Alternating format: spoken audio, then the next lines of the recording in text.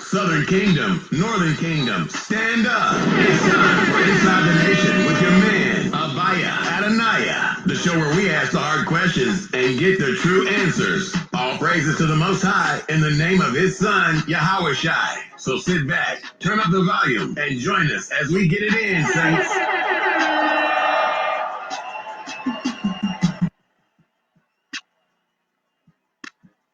Shalom, shalom. All right. Shalom. Okay. Welcome to Inside the Nation, everybody. First broadcast, man. And it's gonna be a good one. We got a good topic we finna cover tonight. Life after death. What can we expect? Man, and the brothers that we got coming on here, man, I'm just looking to learn. You know, these some brothers I felt when they speak, man, they come straight from scripture. So I personally chose to reach out to these brothers. One brother being my brother Yaw'al out of the Israelite Sons of Thunder Israelite group. Brother is like, man, he's in them scriptures. And my other Ak that's coming on, I mean, many of you guys know Deacon Hakah of Sicarii.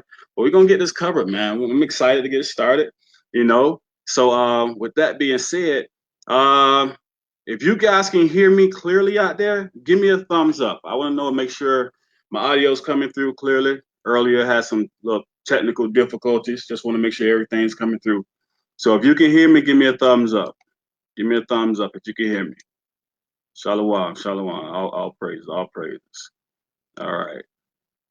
Ashaya, how you doing, sis? Riley, long time. My former co-workers, my brother. How you doing? Anybody else, if you can hear me, go ahead and hit the thumbs up button. Hit the like button, the thumbs up. Let me know you can hear me clearly. Still waiting for a few people to come on. I got a few phone calls saying, man, when you going to start the show? You know, I'm a few minutes late. I understand. I'm a few minutes late. All right. Great sound. All right. So I'm cool. Blessings, sister, blessings. All right. So like I said, this is what we're doing. Life after death. What can we expect? And we all know, you know, us that are awakened to the fact of who we are, awakened to the fact that we are not Israel. Well, we've been Israel. I don't want to say we're now Israel. We've been Israel. We're now awakened to the fact that we are Israel. So we've come to the understanding that a lot of things that we've been told just haven't been true. A lot of things just have not been true. Man, and we could start the laundry list, but those of us who already know, so we want to get on this topic, and the first topic is probably for the first show. This probably is a bit of a deeper topic for the first show, but seeing as though I've recently been having a conversation about this with a number of different people, seeing as though I was able to reach out to these brothers that's coming on, and I was very confident that these brothers can actually go inside of the scripture and actually show us what the Most High actually told us, what really happens, that which He allowed us to know.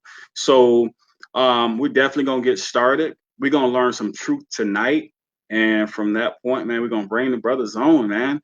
But what I also want to do, I had a few brothers, like I said, one of them being my Ak. Well, if y'all don't know what Ak mean, that's my brother, Deacon Hakah, you know, being one. Another brother, I can't really pronounce his name, but he makes some music, man, and he's pretty nice music, man. He be having me bobbing and rotting in the car with it. So these brothers, I'm gonna play some music. I'm gonna tell y'all where y'all can find that at, man. We got to support these Israelite brothers in the truth, making good music, giving us a message at the same time, giving us something to vibe to. You know, if you listen to the radio, I don't know about y'all. I don't even listen to the radio no more. I don't even know what I be listening to half the time. So, but anyway, that's what we're finna do. I'm finna play something real quick for y'all, and we ain't gonna waste too much time. I'm gonna get the brother on real quick after a couple songs, and then we're gonna get right into it. We're gonna start answering these questions. All right. So let's without further ado. Judah, LOG, yeah. Abraham, Isaac, and Jacob. I'm a Shemite, baby. Yeah. It always be knocking, so you know Religion melt your brain, son, did you ain't learn the thing? You angry, you act like a zombie. You follow and walk like a zombie. The scriptures, I'm burning you zombies. Repentance for only the Israelites. I hope you don't die like a zombie. The fire gon' burn up you zombies. Religion melt your brain, son, did you ain't learn the thing? You angry, you act like a zombie. You follow and walk like a zombie. The scriptures, I'm burning you zombies. Repentance for only the Israelites. I hope you don't die like a zombie. The fire gon' burn up you zombies. Shooter don't mess with no zombies. Look at them beautiful comments. They slipping like Martin O'Tonnell. Jungle in the earth, no Wisconsin. Shooter don't mess with no zombies. Look at them beautiful garments. They slipping like Martin O'Tonnell. Jungle in the earth, no Wisconsin. Man, if y'all feeling this brother music, man, y'all go to my website, InsideTheNationRadio.com, and you can see he's on there. His banner's on there. If you click on this banner, it'll take you to his SoundCloud, free download. The brother got talent. You know what I mean? So go ahead and check it out. Granny be speaking in tongues, ain't no way. It is. Praying and moving and shaking like that. Pastor come first and he sit around the tray. Tithing their money so good in no way. Robbing my people, he think it's okay. Judgment is coming to you any day. I just don't see how come one can debate. Jesus so white man, little buddy, no way. All of the prophets are black all the way. All of the angels are black all the way. Adam and Eve, they were made from the dust. Different shades of black and brown, that's us. I am an Israelite from tribe of Judah. No, we don't worship no stupid no Buddha. Just like a lion, we jump for the prey. Shit like that logo on the Aki Puma. Study the law and you learn the maneuver. Got out of Israel and Cuba by Buda. On the Sabbath, before we ate tuna. And I pray I wake up my solution. Ain't no time for no wicked intruders. Moses who handed the law. Not a religion, America, slavery, business. I'm in the system, headed for prison. Zombie, you wobbling, you ain't no rhythm. America, slavery, business. I'm in the system, and headed for prison. Zombie, you wobbling, you ain't no rhythm. Zombie, you wobbling, you ain't no rhythm. Religion, melt your brain, son. You ain't learn the thing. You angry, you act like a zombie. You following what like a zombie. With the scriptures, I'm burning you zombies. Repentance for only the Israelites. I hope you don't die like a zombie. The fire gon' burn up you zombies. Religion melt your brain, son. You ain't learn the thing. You angry, you act like a zombie.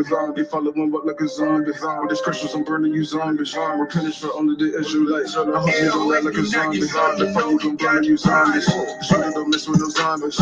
Look at them beautiful comments. Stepping like Martin O'Tonnell. Jungle in the earth, no Ashanti. Judah don't mess with no zombies. Look at them beautiful comments. Stepping like Martin O'Tonnell. Jungle in the earth, no Ashanti. Religion melt your brain, son. You ain't learn the thing. You angry, you act like a zombie. You following what like a zombie. The scriptures, I'm burning you zombies. Repentance for only the Israelites. I hope you don't die like a zombie. The fire gon' burn up you zombies. Judah don't mess with no zombies. LMG, we here. Yahawah. All right, yeah. Hey, look, man, y'all hear it, man. That brother got fire, man. That brother got fire. Shalom Mox. That brother that got fire, man. All right, my next one coming up. This my brother Deacon Hakah. This off his new album called Swap, and this is fire too, man. Hey, go to my website. It's on there. Swap. You're gonna see the banner. It'll take you straight to his website. Get the album, man. Support these artists in the truth.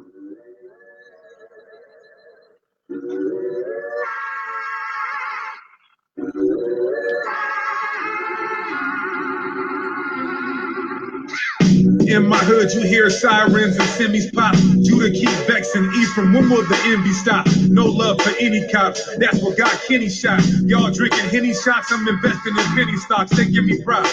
Rapping, teaching, debating, unity, while Satan trying to weaken the nation. Cops in my community kill us with every opportunity.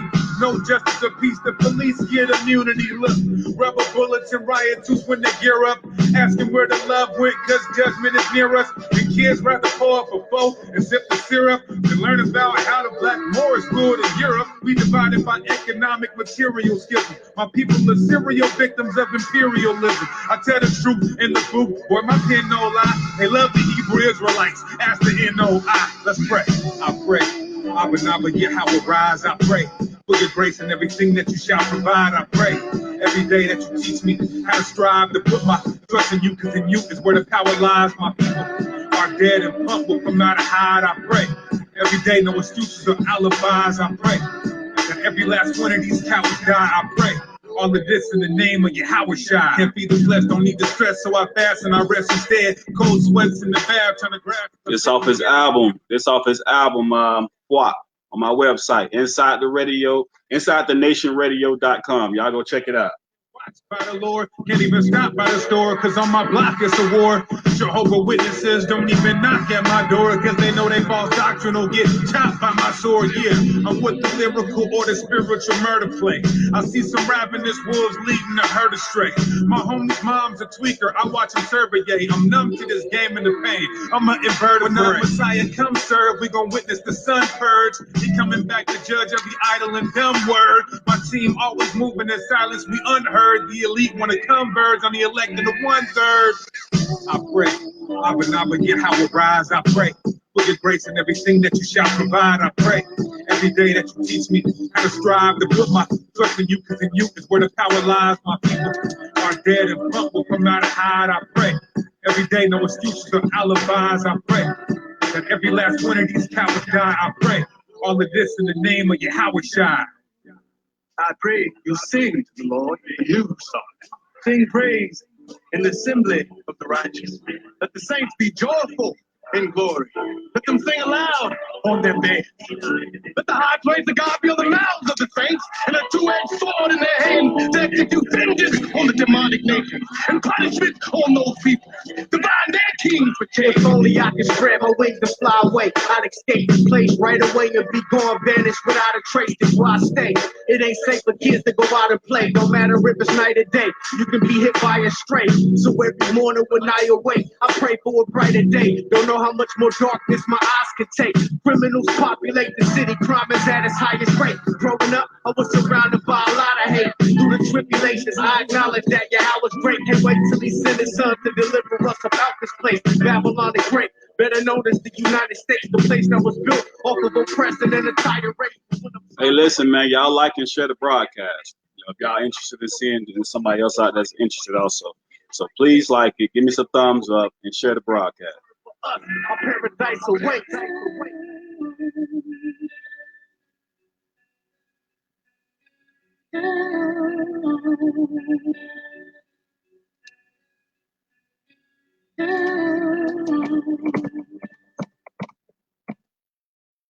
So look, man, that was Deacon Hakah out of Sicarii.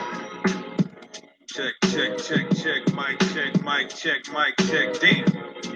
613 to D.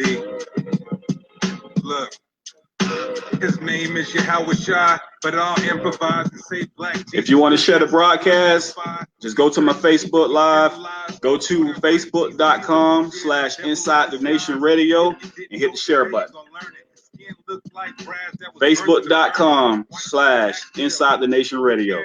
If you knew that the Lord was a black man with woolly hair, they say black is beautiful. Then why I see that white Jesus in the churches when we pack the funerals? Why this dude looks softer than gelatin? I want to give a shout out to my nephew, Mr. Cortavius Win B. My nephew, always supportive in everything I do.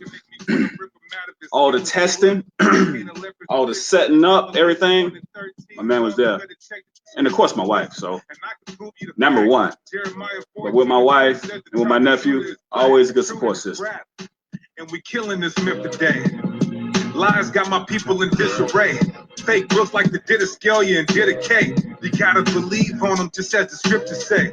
So take down that image of your enemy and stop perpetuating white supremacy.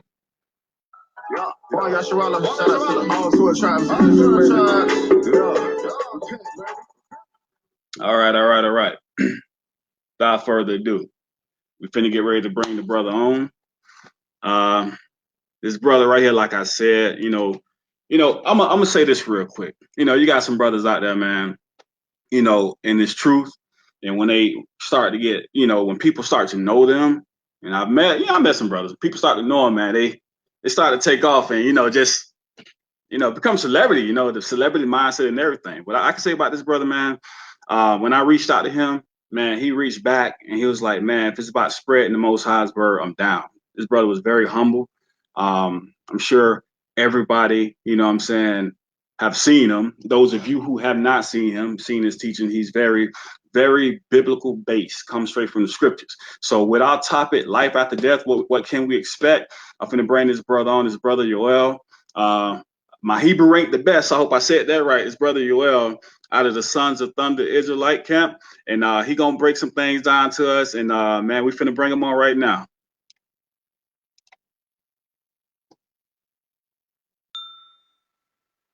Shalom, Ma. Shalom. How you doing? Good. Tawab, how you, brother? I can't complain, man. I can't complain. Yeah, like I said, we finna jump right into this topic, man. And my brother got a presentation that he's finna just really, you know what I'm saying, edify the people real quick. So I'm gonna let him go ahead and take over. I'm gonna go ahead and let y'all focus on him, and then we're gonna listen. And if you got questions at the end, if you got any questions about the topic, we're gonna keep them on topic. If you got any questions, call in. Don't be afraid to call in and let us know, ask questions. And like I say, the brother's very knowledgeable. Very knowledgeable. I've learned from him, I've watched him, he's very knowledgeable. So I'm finna, without further ado, I'm finna give the floor to him, and all praise be to the Most High. Let him bring it forth. Shalom, Israel. I appreciate having the opportunity to be on this show.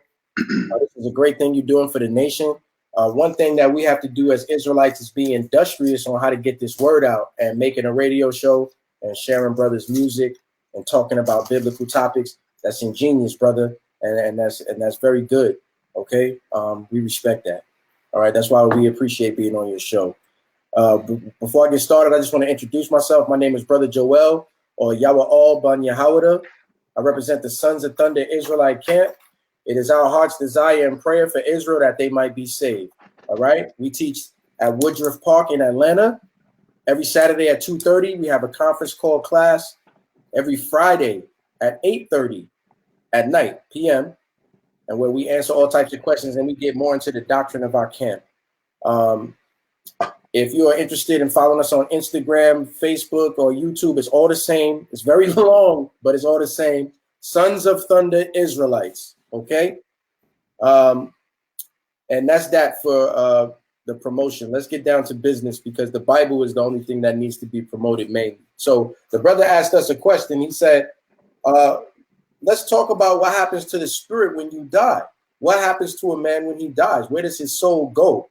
Okay? And we know that there's all types of dogma from all these different religions. You got the Buddhist religion, the Catholic religion, the Baptist religion. Okay? You even got the Kabbalah with the false Jewish imposters push.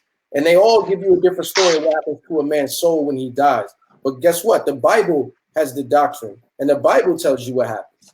All right? I'll be the first to tell you I don't know everything, but I do know something. So I'm going to bring forth the precepts that I do know and share them with the body of Israel for your edification. And with that, let's begin. All right, let's get the first precept. I want you to go to the book of 1 Samuel, chapter 28, and start at verse 6. Okay? Israel, don't be a proactive listener. Don't just be entertained by the Bible. Learn it. So these precepts, y'all write them down, and y'all go over them later. And if I said something wrong, you email me, sonsofthunderisraelites@gmail.com, and you correct me. All right? Because this is all about learning, man. All right? When Yahawashi comes, he's going to make all things clear. So right now, what we need to do is be focused and being studious, taking on that role as the top scholars in the earth, because that's what we are ordained to be. We are a nation of kings and priests, man. And the priest is supposed to keep knowledge on his lips. All right? So with that said, read that out. This is the book of 1 Samuel, chapter 28, verse 6. And when Saul inquired of the Lord answered him not, neither by dreams, nor by Urim, nor by prophets. So what happened was Saul became wicked. He let a spirit of jealousy jump on him, and the Most High took his spirit away from him. We like to use the slang term, the Most High put out your candlestick. Whenever you hear Israelites say that, the Most High put out your candlestick, that's when he took his spirit away from you. You'll know that that's happening to you when your thoughts become wicked. You'll know that that's happening to you, you brothers that teach, when them precepts don't be flowing. When you out there, you confounded like that. I know the answer to that question, but it ain't coming to me. You got to look at yourself. You got to think about what you've been doing, man. The Most High might be taking his anointing off of you. So you got to stay in the spirit. So what happened in those days is we didn't act on our own accord. What we would do is we would go to the prophets or go to the seers. Give me 1 Samuel 9:9 real quick. 9:9, just to prove that. This is 1 Samuel, chapter 9, verse 9. Because precept must be upon precept. And if it ain't backed up with the scriptures, we're not walking with that. Go ahead, bro. Before time in Israel, when a man went to inquire of God, thus he spake, come and let us go to the seer. For he that is now called a prophet was before time called a seer. See, the Bible said before you was called a prophet, they used to be called a seer, because prophet means to speak before. And a seer is obviously somebody that has the vision, man. So they go one in together. So go back to that at 1 Samuel 28, read verse 7. Verse 7. Then said Saul unto his servants, seek me a woman that hath familiar spirit, that I may go to her and inquire of her. And his servant said unto him, behold, there is a woman that hath a familiar spirit at Endor. So this is where you got the story of the witch of Endor. Okay? You even have people that make plays about this off the Bible to call it the witches of Eastwick and all that. This is really based off this, the witch of Endor. And Saul's going off. Saul is not supposed to go to no woman with a familiar spirit. If you know the law, it says that all people with familiar spirits are supposed to be put to death.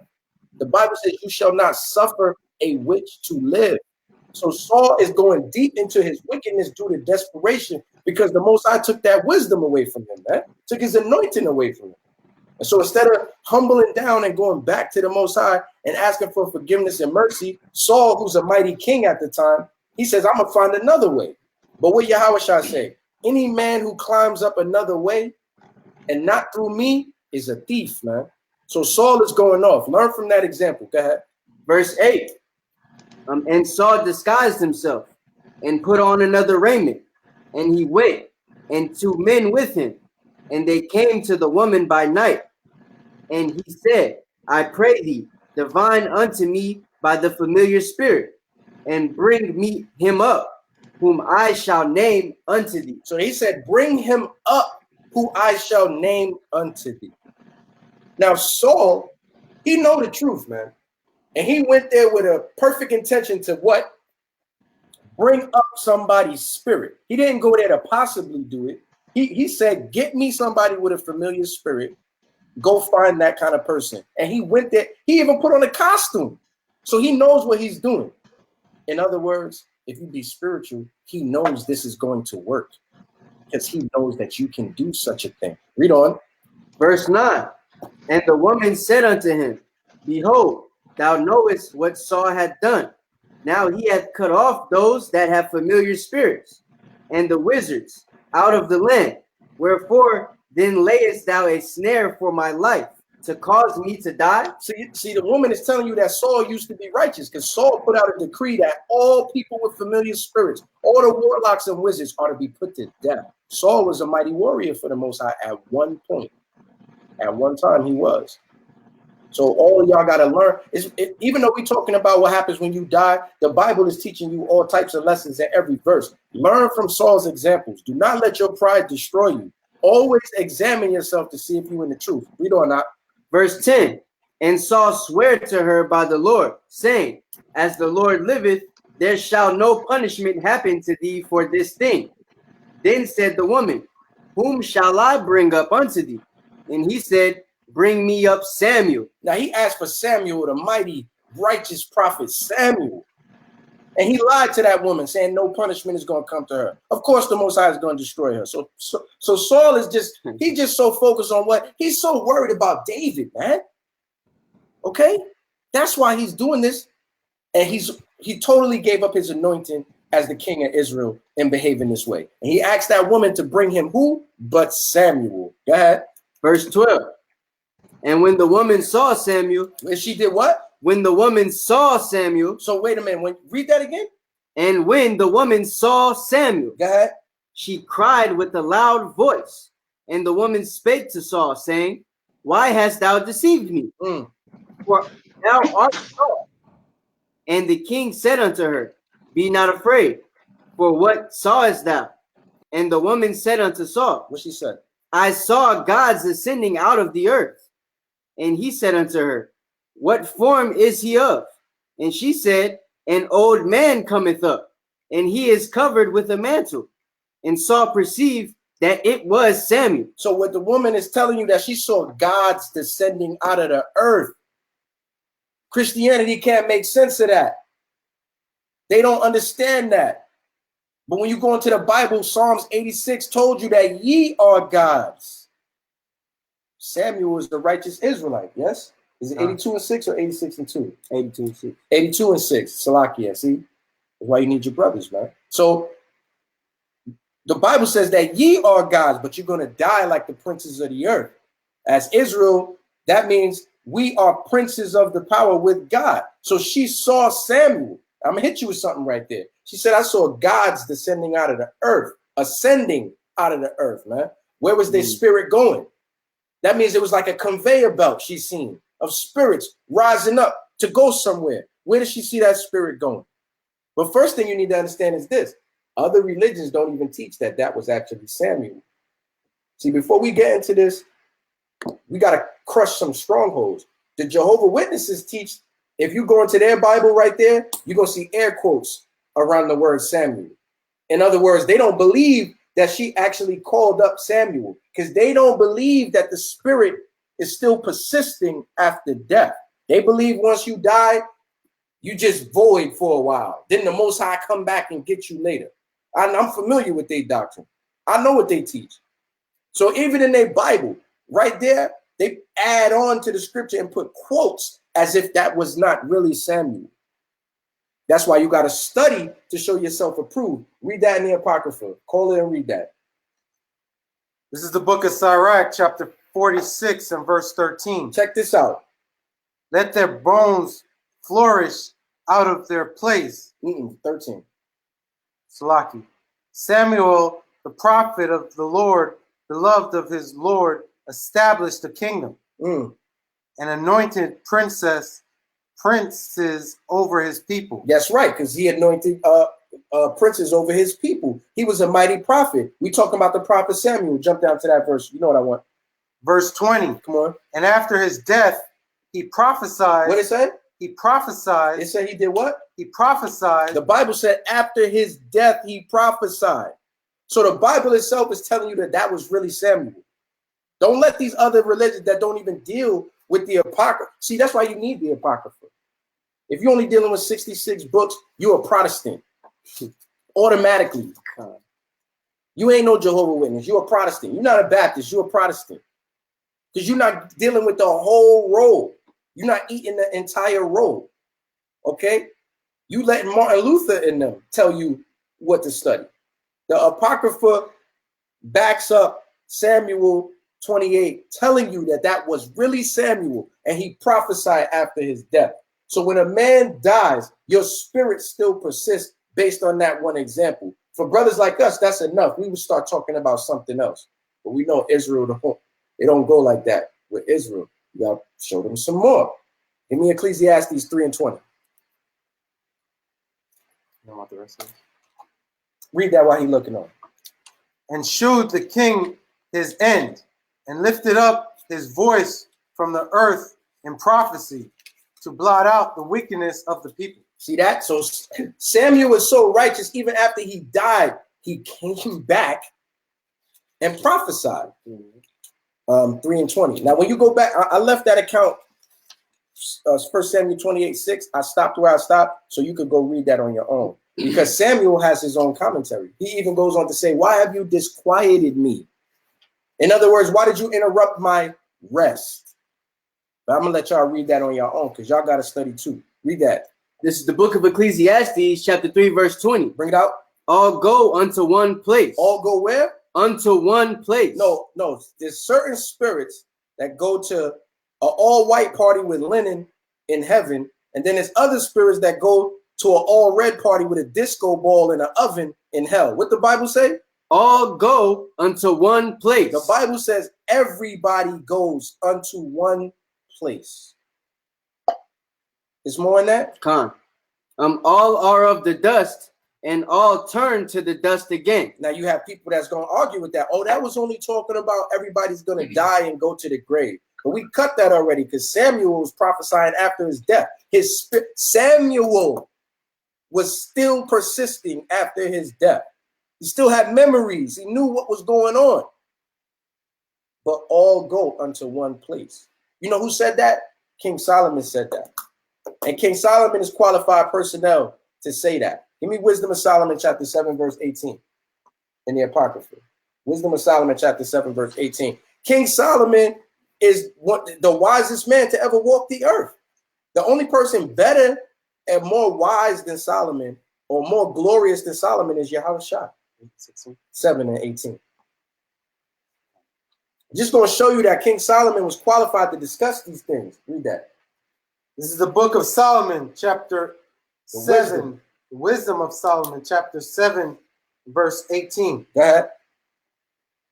The beginning, ending, and midst of the times, alterations of the turning of the sun, and the change of seasons. These are things that the Most High showed Solomon. The beginning, midst, and end of times. How the seasons work. Solomon knew all that. Go ahead. 19. The circuits of years and the positions of stars. He was familiar with all that. Go ahead.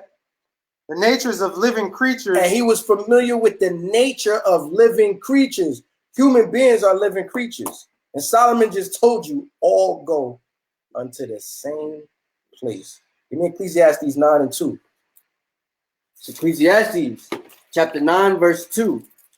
Well, you want to read all that. You want to keep going. Nah, go ahead, go ahead.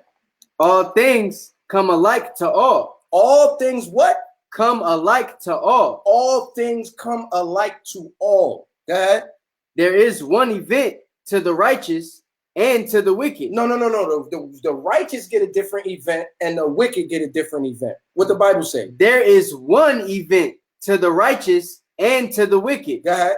To the good and to the clean. No. To only the good, there's certain things happens. Read it. To the good and to the clean and to the unclean. Come on. To him that sacrificeth and to him that sacrificeth not. Come on. As is the good, so is the sinner. And he that sweareth as he that feareth an oath. So what happens to the good is the same thing that happens to the sinner. People are going to argue and lose their mind, but we reading it right out the Bible. We talking about matters of life and death. What happens to your spirit? Solomon is telling you the same event happens to everybody. Y'all all return to the Most High. Your spirit goes back to be with the Most High from the one who sent it. Prove that. Go to 12 and 7. Is it? Slacky. This is the book of Ecclesiastes, chapter 12, verse 7. Come on. Then shall the dust return to the earth as it was, and the spirit shall return unto God who gave it. See, your spirit goes back to be with the Most High. That's 5 precepts, man. You can't tell me that Satan gets to take your spirit and you go with him. Nobody has dominion over your spirit except the Most High, BAHASHAM Yahawah. He's the sole controller. He's the supreme being. Nobody got dominion over him. That's blasphemy to think that somebody else has power over your soul. The Bible told you, fear not him who could kill the body, but him who could kill the soul in hell, man. And then people are going to lose their mind because they can't break that down. Ain't no hell like you perceive, man. Hell is Sheol, the common grave. But there is going to be a final destruction in the end. And that is the second death. People can't wrap their head around that. When you pass away now, your spirit goes back to be with the Most High. The Most High can see fit to send you back. The Most High can send you back with an infirmity. I ain't going to get it, but there's the account of the child that was born imperfect. He was blind. They said, who sinned, this man or his parents, that he was born blind? Why is that question even being asked unless the people of antiquity already knew that your spirit comes back, man? Because your soul persists and keeps on. All right? That's how Elijah came here. He said, I'm going to send you back to turn the hearts of the sons to the fathers. And that was John the Baptist came back in the spirit of Elisha. You got people that want to argue and say, oh, he came in the spirit of Elijah. They put them air quotes like they put around Samuel in there. He came back in the spirit of Elijah. No. Elijah's spirit, the spirits are subject to the prophets. So Elijah's spirit is his spirit. The only reason he didn't know he was Elijah is because, like Solomon taught you, there is no remembrance of the former things or what will come hereafter. Y'all got to understand that. Y'all got to put the whole Bible together. You got to eat the whole roll. Then it won't bug you out so much. And then you can get comfort from the scriptures instead of confusion. We had a brother at camp today say, yo, I try to read the Bible, man, but I didn't get it. I started trying to read the Quran. We had to tell him, no, brother, the reason you don't understand is because you first of all, you're not trying to keep the commandments, so you can't get the wisdom. And number two, you need someone to teach you, brother. Somebody got to raise you up in this truth. A lot of people speak against camps. What's a better place to learn the Bible than a Bible camp? Think about that, man. What's a better place to learn the Bible than a Bible camp? See, when they think camp, they just see a bunch of blacks, Native Americans, and Hispanics all together, right? But what it really is the top scholars in the earth coming back to their nationality, discussing the Holy Scriptures. That's where you need to be at. I'm always going to believe in that because that's where I learned the Bible from. I had to be taught. I had to join a camp and learn how to go out in the highways and byways and call Jacob back. Okay? Let's get a couple more precepts and then let the brother go on with his show because I've been talking for a long time. Give me Luke 23 and 46. This is the book of Luke, chapter 23 and verse 46. Hey, brother, quick on the sword, man. And when Yahawashi had cried with a loud voice, he said, Father, into thy hands I command my spirit. Yeah, because that's where his spirit is going. Even Yahawashi's spirit is going to go be with the Most High. That's why he said that. Father, I commend my spirit into you. Go ahead. And having said thus, he gave up the ghost. And those was the last things that he said as he walked on earth before he died in his crucifixion. Of course, he came back and spoke other words, but that's how he went out, man. He said, Father, I commend my spirit into you, man, because the Most High is the Father of spirits. Give me Acts 7 and 59. Brother Stephen said the same thing. The book of Acts. But he said it different because Yahawashi, now he's acknowledging Yahawashi, who's the door. Watch this. This is the book of Acts, chapter 7, verse 59. Go ahead. And they stoned Stephen, calling upon God, saying, Lord Jesus, receive my spirit. That's what he said. Receive my spirit. He said, and if you send your spirit with Yahawashi, he's going to bring it to the Father. You understand? So this is a question that has been asked all through times. Where do you go when you die? Even Job, in all of his wisdom, he had this question. Give me that, Job 14 and 10. Even Job asked this question. Where did my spirit go? What happened when a man died? Where did he go? Solomon is telling you all spirits go to the same place. The just and the unjust go to the same place. The same event happens to everyone. Samuel's example is showing you that the Most High said he got us ascending out of the earth, man, ready to go back to him. And we still persisting on after death. Our spirit is still there. Read that. This is the book of Job, chapter 14 and verse 10. Come on. But man dieth and wasteth away. Ye man giveth up the ghost, and where is he? Man give up the ghost, and where is he? Where did he go? He went to be back with the Father. Even Job had this question. So that's why it says knowledge in the later days will increase, because we have more prophets to bring out more understanding to us, where we actually have the answers to questions that Job had, a perfect man in the earth. Let's get another one. See, really, death is just sleep. The death that you witnessing on earth, when you see your loved one, they finish, their soul has expired, their candlestick is put out, that's just sleep, because really they still persisting. Give me Matthew 9 and 24. Start at 23. Book of Matthew, chapter 9, verse 23. Bring it out. And when Jesus came into the ruler's house and saw the minerals and the people making a noise, he said unto them, give place, for the maid is not give place, for the maid is not dead, but sleeping. And they laughed at Yahawah when he said that. He said, she's not dead, man. She's just sleeping.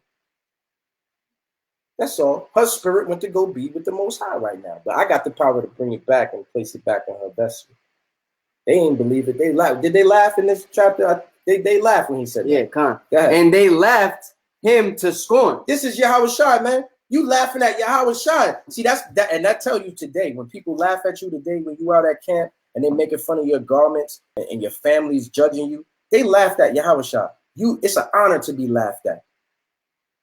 When they laugh at you, you laugh with them. Because guess who's going to laugh last? That's right. Give me Revelation 14 and 13, and that's it.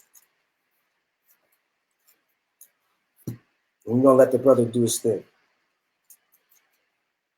Revelation 14:13. This is the book of Revelations, chapter 14 and verse 13. Bring it out. And I heard a voice from heaven saying unto me, right blessed are the dead which die in the Lord from henceforth. Come on. Yea, saith the Spirit, that they may rest from their labors. They're going to rest from their labors when they die. That doesn't mean that they, like I was saying, the Jehovah's Witnesses teach you that their spirit is just void. You just catatonic. You done until the Most High brings the judgment. No, they resting. Like Yahawah said, the maid is not dead. She's just asleep. Okay? Give me Psalms 13:3. I said last one, but Salakia, man, you got to understand how I was taught, man. When you say last one, it'll be another one right behind it, man. We do that sometimes. Psalms 13:3. This is the book of Psalms, chapter 13 and verse 3. Come on. Consider and hear me, O Lord my God. Lighten my eyes, lest I sleep and sleep the sleep of death. Lest I sleep the sleep of death. There's two types of sleep. There's the one you stayed up all night and you sleep because you got to go to work tomorrow. But then there's the sleep of death too. So when your man dies and passes away, he's asleep, man. He's not gone. His spirit just went to be with the Most High. And it'd be the Most High's will. He might send it back, man, for this brother to come back and live this experience again. Okay, just like Elijah had to come back and prophesy again. Just like John told you, I will come back and prophesy again. All right. So that's really the Sons of Thunder take and understanding on what happens when a man dies and what happens to the spirit. Nah, Daniel 12:2, we're gonna hold that. Go ahead, Al. All right. All praises. All right. That was an excellent breakdown. Answer some questions I actually had. I do have some more questions for you. And if y'all got some questions, we're gonna open it up in a second, man. If y'all want to call in and put your questions out to the speaker, and man, don't be shy. Don't be shy. If you got a question, please call. But the first question I want to ask is the whole going to heaven or hell thing after you die. Is that like is it pagan? Is it a pagan belief? Where did it come from? Like, is it something that the Catholic Church pushed? Where did that whole concept come from? Or is it just a misunderstanding of what Christ said? It comes from misinterpretation of scripture, because brothers say they see hell in the Bible, and then what they do is they cross that and say, what? It's white supremacy. I'm gonna let you explain that. Hold on 1 second. This brother gotta say something. I believe it's a part of white supremacy. The white man, he teaches you. The white man, he teaches you that you go to heaven and hell after you die, because that's what the white man wanted you to strive for, to get to heaven, that you would have to die. There would be no kingdom on earth. So they try to misinform the children of Israel purposely. That's where you get all of that. You die, you go to heaven or you go to hell after you die, which is not the truth, because the white man will never teach you the actual scriptures. So how was he? If it's white supremacy and that's what he used to fool Israel about the kingdom being on earth, how was he able to use that concept, or what tool did he use to push that concept to make it so successful that all of our people, that's what we believe, we're going to heaven and hell? Because for the most part, our people believe in white supremacy. Because we believe what the white man says without proof. Right. The white man doesn't have to give you proof about anything. As long as he says it, you believe it. You believe that Santa Claus is going to come through your chimney. You believe Jesus is a white man. You believe Jesus is a white man. You believe anything. You believe that if you go vote on Tuesday, that something's going to change for you. Right. You believe in white supremacy, whether you want to think that or not. The most part, Blacks, Hispanics, and Native Americans believe in the white man more than they believe in anything else. That's why they depicted Yahawah as Cesar Borgia, because they knew that if they depict him as your Lord, you would never go against him. You'll never go against any white man. If you have, this is a little off, but if you have a daughter, you'll see that a black man will get all his friends and they'll have guns and they'll be all strong. if you want to date his daughter, you come near my daughter. Give me 1 second. Give me 1 second. Hey, hold your calls. Hold your calls. Give us a few minutes, and we'll bring you on. So if you're in the queue right now, just stay in the queue, and then we'll get you to come on with your questions. But go ahead.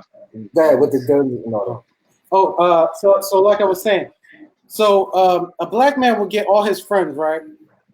They'll sit around and make pictures of them protecting one of his daughters against like another black young man who wants to date his daughter. I have guns, and if you mess with my daughter, I'm gonna. But if a white Edomite cop beats your daughter down, all them guns are staying on safe. You're not gonna buck up against the white man for any reason. Right. He can beat you down, and you're just gonna wait a couple of weeks, march, and then let it go. But you always go against your own kind. That's the whole point of white supremacy. They got us all clouded. I agree. I back that brother up, and I agree with what he's saying. That hell concept is, I mean, if you go back into the old Catholic doctrine, they used to say that your loved ones was being held by their hair over the hellfire, and that your prayers would cause the angel to lift them a little higher. I went to a Catholic school, man. I learned all the history of that. They taught us that, like, that was one of the biggest lies in the Catholic Church, was that your tithes and your alms would save your dead loved ones from hanging over the hellfire. And I've never heard that before. Yeah, man. People were simple as hell believing that. Really, what they saw in the Bible was the word hell, and they put that together with Hades, and then they put that together with, it's the underrealm, when really they was just talking about the valley of Gehenna, okay? And that valley is where you used to burn the bodies of people that didn't have family. They couldn't get a proper burial. You would just burn them, okay? It was a big garbage dump, a big mortuary. That's Sheol, man. That's why when you study these scriptures, you learn that Israel required for sign, man. And they simple, okay? But when you go into the doctrine of the Most High, there's no confusion, okay? There ain't no realm where Satan is ruling. Guess the realm where Satan is ruling? What's that? Here. You know what I'm saying? He's got Israel. Okay, it makes sense. But I guess it just, like you said, it boils back down to not studying the scripture, but yet sitting in pews, just listening to what you're being told and listening to opinions. Yes, sir. Okay, all right. I mean, good one. Question I had also. Well, you actually just answered one of them. So, what did Christ mean when he said by hell? You're saying it was Sheol. That's where they burnt the. That's the valley of Gehenna, man. That's where the valley of just burn bodies there. That means that's where your worm will not die. You're just gonna go there to be destroyed. You're gonna just be in the congregation of the dead. He who wandered out of the way of the Lord will remain in the congregation of the dead. And they congregated right there, and they burning right there. Now there is something called the second death. That's in the final judgment. That's where your spirit can be destroyed. That's where you can be extinguished. Okay. So only the Most High, because the books are going to have to be open, and you're going to have to stand before the Lord, and every idle word is going to have to come into the balance. That's why listen, everything's a teaching lesson, Israel. Be careful how you talk about brothers, man. You don't know who you talking about. We just showed you that the spirit can come back, that the spirit of the former prophets still persists, and you up here slandering brothers. You might be talking about one of the holiest men who in this generation fell to the wiles of sin. So now you judging that man, but he been putting in work before you was even thought of. You don't even know that, okay? That's and every idle word is going to come into account, man. And the Most High going to hold you accountable for that. You accusing this man of this, and you did this. You thought I didn't see that? You know a hypocrite can't stand before me. All you had to do is keep your mouth shut, but you chose to accuse. So guess what? There is one that accuseth us all. And as soon as you make the accusation, you get accused. The Most High is not a hypocrite, nor a respecter of persons. So we try to, when you see us in our videos and we talk to Jake, we try to restore Jake. We try to rebuild him, man. We don't lie about our shortcomings. We admit our faults. And that helps us relate. And I think that makes us useful to the mission. Okay. All right. So you touched on the second death.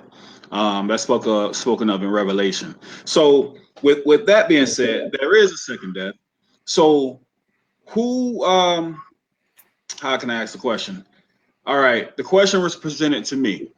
What happens to those people who left here not knowing they were Israel, or who grew up in Christianity, not believing they had to keep the Most High's laws because they were done away with, and that were basically brainwashed into believing a bunch of things that just weren't true? What happened to them? Are they in that second death, or how does that work for them? But beloved brother Paul gave a precept for that. Give me Romans 2:14. Paul was deep. Paul said he saw the third heaven. You know, you got it. 2:14. Paul is deep, man.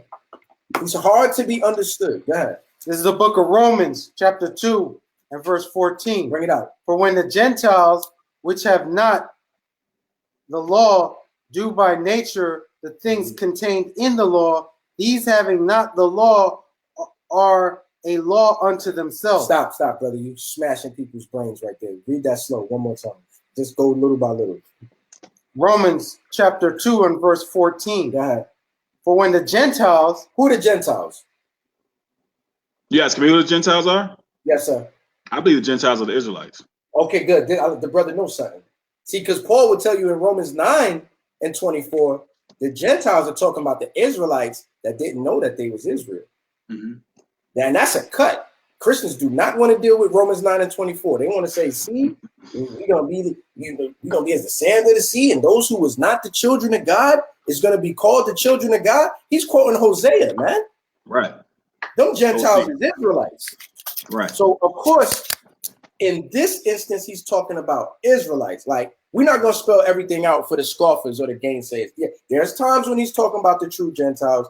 But based on what you should know about the Bible, you should be able to know when he's talking about true heathen and when he's talking about Israel in a Gentile state of mind. This is an example of Israel in a Gentile state of mind. Read that again. Romans chapter 2 and verse 14. Right. For when the Gentiles, which have not the law, do by nature the things contained. When the Gentiles who don't have the law, automatically, just by the type of person they are, do the things that are in the law. That Do the things contained in the law. These having not the law are a law unto themselves. So even though they didn't know the law, they have a law unto themselves. Explain that. Go to the next verse. Verse 15. Which shew the work of the law written in their heart. They had the law written in their hearts, even though they was never taught to keep the commandments. They was still keeping the commandments because it was in their spirit. That's what we've been talking about all night, man. You never know that brother might not have never learned in this generation that he's an Israelite and might have been raised thinking he was a Greek his whole life. But in his past life, he was one of the mightiest prophets. He probably stood with Nehemiah. So it was like written in his heart. It was written in his mind, because the heart is your mind. It was in his spirit already to keep the commandments. Go ahead, finish that. To the works of the law written in their hearts, their conscience also bearing witness, and their thoughts the mean, while accusing or else excusing one another. In other words, their thoughts either said, don't do that, that's wicked. Or their thoughts said, that right there, what you're about to do, that's all right, that's reasonable. That's a governor in their mind. They had a governor on their spirit built in because they're Israelites.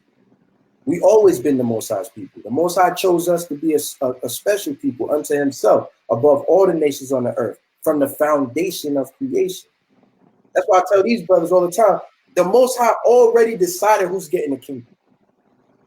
You just got to live it out. You might be coming to camp thinking you're the most wicked brother in the camp, and the Most High been picked you for the kingdom. He been chose you. It's not up to you. It's not up to him that runneth. You understand what I'm saying? So what we showing you is that even though they died not knowing the laws of who they was, their life excuses or accuses them because they got the law written in their hearts anyway. And guess what? That means all them slaves on that boat, That means all them people that came through these trials, all them hundreds and hundreds of years of not knowing we the children of Israel, the lifestyle we was living was bearing witness that we was Israelites, man. You got Nat, he had the spirit to save his people. Harriet Tubman had the spirit to save his people. We don't teach to mock brothers like Martin Luther King and Malcolm X and our king. Them brothers ain't know that they was Israelites. They ain't get it. They knew that the Bible was true. They had an inkling that Most High was dealing with them on some type of level, but they didn't have the doctrine that we have now. But by their life, they either excuse or accuse, man. You think, here it is, Malcolm X stood up there and took shotgun pellets to the chest. You think the Most High not going to remember his works? The Most High is not unrighteous to forget your good works. He was teaching the black man to stand up, to fight against oppression. These brothers gave their lives. You got brothers down in them that won't even come to camp. So we don't do that at our camp. We don't mock them brothers like that, man. Romans 10:2? Yeah, get that. This is the book of Romans, chapter 10, verse 2. For I bear them record that they have a zeal of God, but not according to knowledge. See, they got a zeal of God, but not according to knowledge. That's why Romans 10:1 is written. That's why we chose Romans 10:1, Romans chapter 10, verse 1 as our basically our motto. Read that, man. Romans 10:1. Brethren, my heart's desire and prayer to God for Israel is that they might be saved. That man told you he prays for Israel that they be saved. That's what he do. He ain't say, I'm praying for the brothers that knew that they was Israel. He's praying for Israel that they might be saved. And that needs to be everybody's prayer, man. We need to have more love for ourselves. This place ain't got no love for us. Powerful breakdown. I've never heard it explained like that. That's got my head spinning. that has my head spinning. And I know I ain't right none of that. That's right. All praise to the Most High. Yeah. Exactly.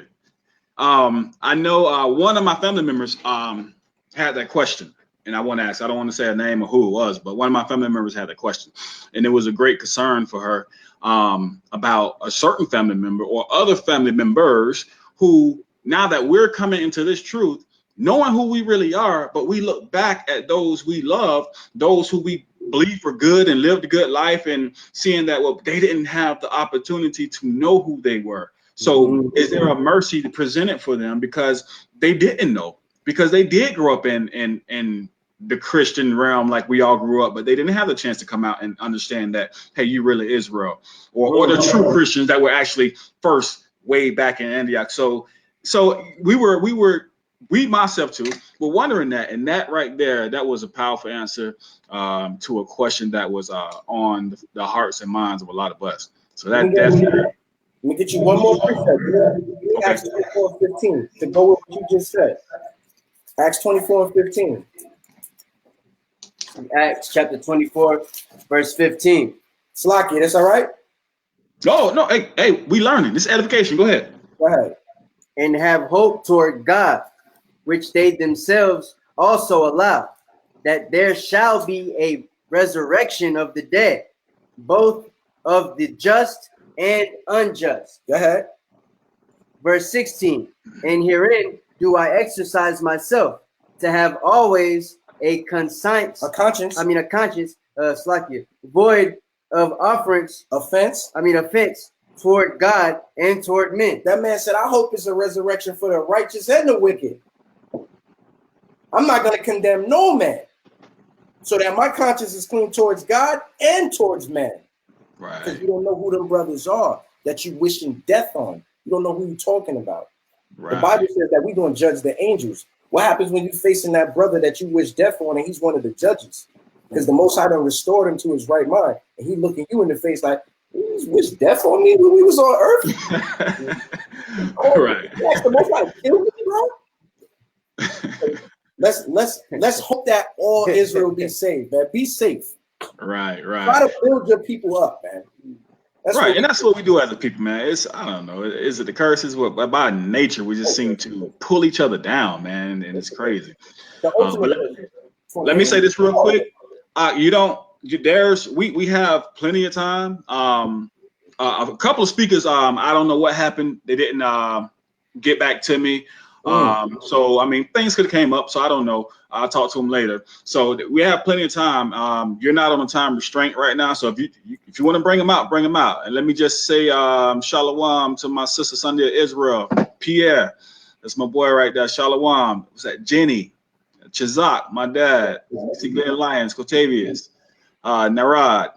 To my wife Natasha. Y'all shalom, shalom. Thanks for watching. Thanks for tuning in. Like and share the broadcast. Like and share. But go ahead, Ak. Now you asked for the dead. Right. There was a question presented. I believe that is 1 Corinthians. I think Paul says in 1 Corinthians 15:29, he says, is there baptism for the dead? And I believe it's in Maccabees, 1st or 2nd Maccabees, 12 and 45. Where it talks about 2nd Maccabees? Okay. So the question is presented, well, can we pray for the dead? I mean, are the dead just going straight to judgment, or is there a prayer that we can pray for them, or how does that work? Get with his scripture in 1 Corinthians. This is 1 Corinthians chapter 15, verse 29. Bring it up. Else, what shall they do which are baptized for the dead, if the dead rise not at all? Why are they then baptized for the dead? I'm gonna have to look at that in the context what's being said there. I'm not gonna pretend I know why Paul asked that question. Okay. You know anything about that question? Read above that. 28. 28. And when all things shall be subdued unto him, then shall the Son also himself be subject unto him that put all things under him, that God may be all in all. Go ahead. Else, what shall they do which are baptized for the dead, if the dead rise not at all? Why are they then baptized for the dead? Yeah, man, like what's the point? If the Most High is not going to dwell in your spirit, if there's no way you can be redeemed, then what was the point? Because you're baptized in the spirit of Yahawashi who died for your sins. You understand what I'm saying? So if you don't acknowledge the death of Christ, which gives you grace, then what's the point? It's almost asking you like, well, what's the whole point of trying if there is going to be if there's no way for you to be saved when you acknowledge the death of Christ? That's what I see is being said right there. And if I'm wrong, I would like to stand corrected. But there is scriptures that talk about praying for the dead. That's one of the knocks on the Apocrypha. You know, everybody that speaks against the Apocrypha does that same Google search. And that same Google, they do. Oh, yeah.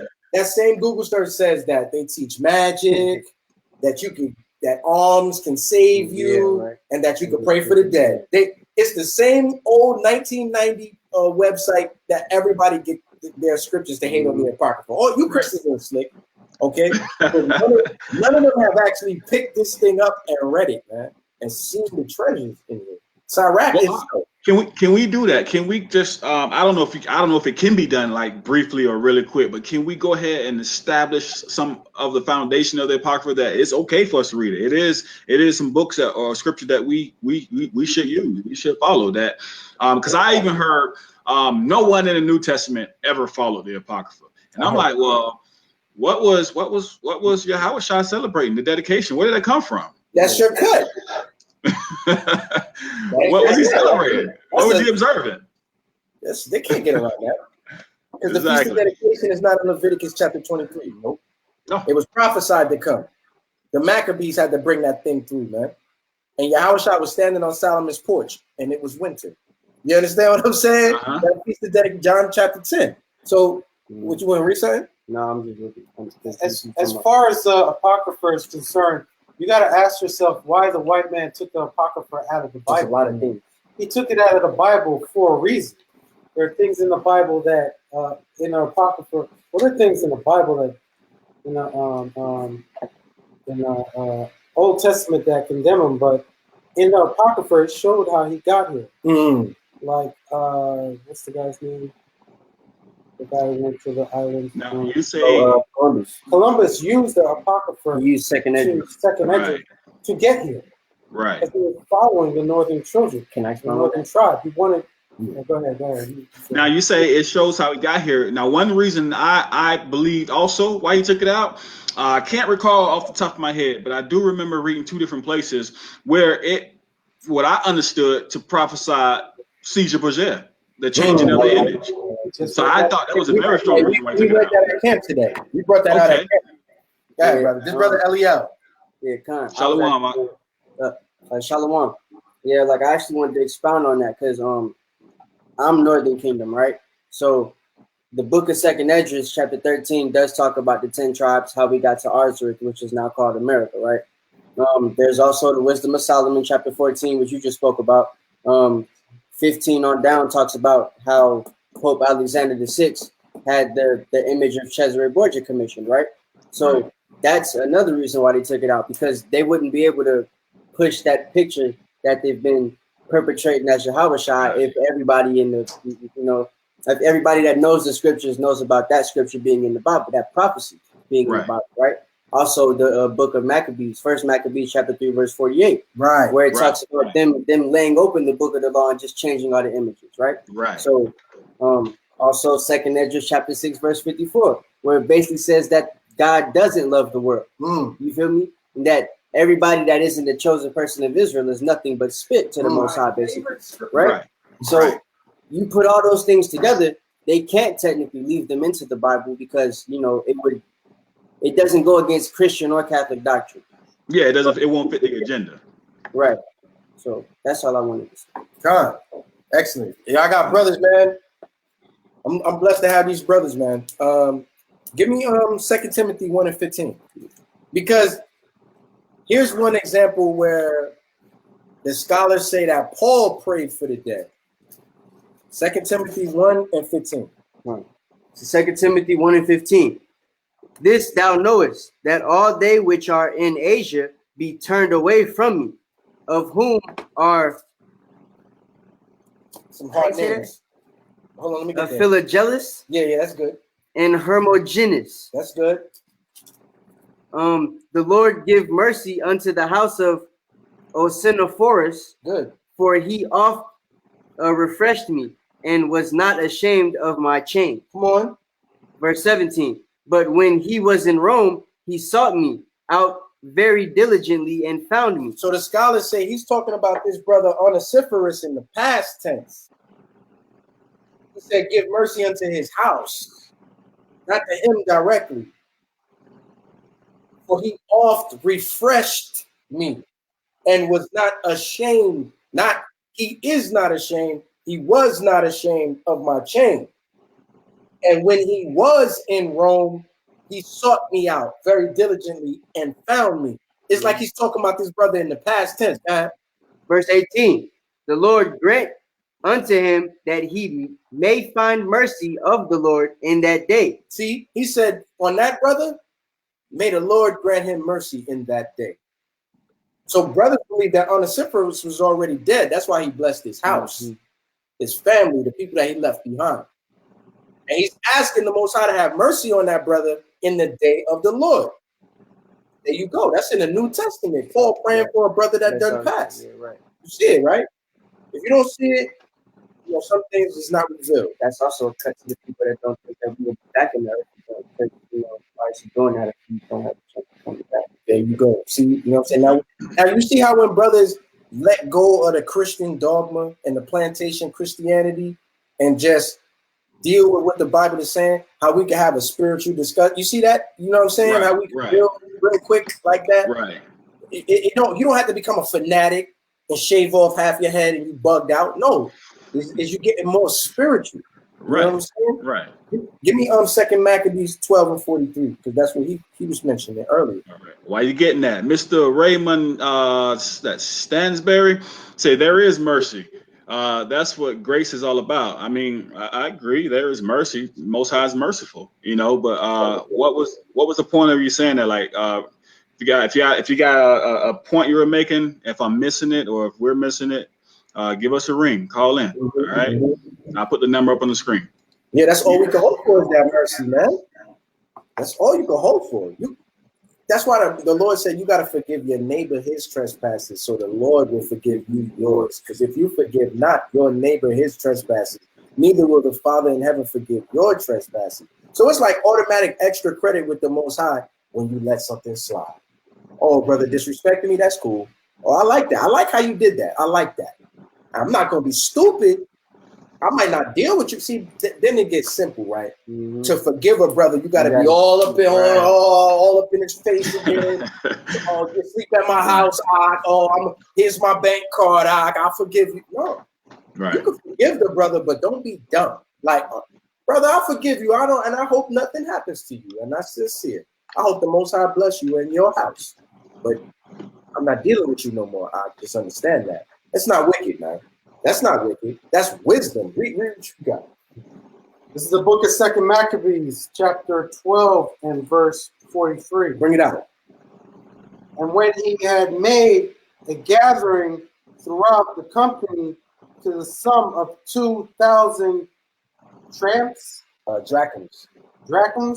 of silver, he sent it to Jerusalem to offer a sin offering, doing therein very well and honestly, in that he was mindful of the resurrection. This is talking about Judas Maccabees, yeah? For if he had not hoped that they that were slain should have risen again, it had been superfluous and vain to pray for the dead. So the Bible is telling you that superfluous means there's like no reason to do that. It's like vanity.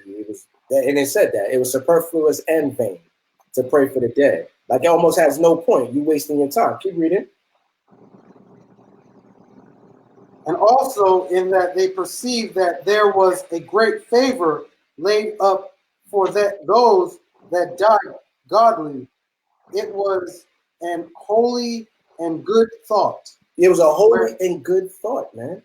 To try to offer a sacrifice for those that had already died. These is warriors that he's doing this for, God. Whereupon he made a reconciliation for the dead, that they might be delivered from sin. And look, see how people get mad?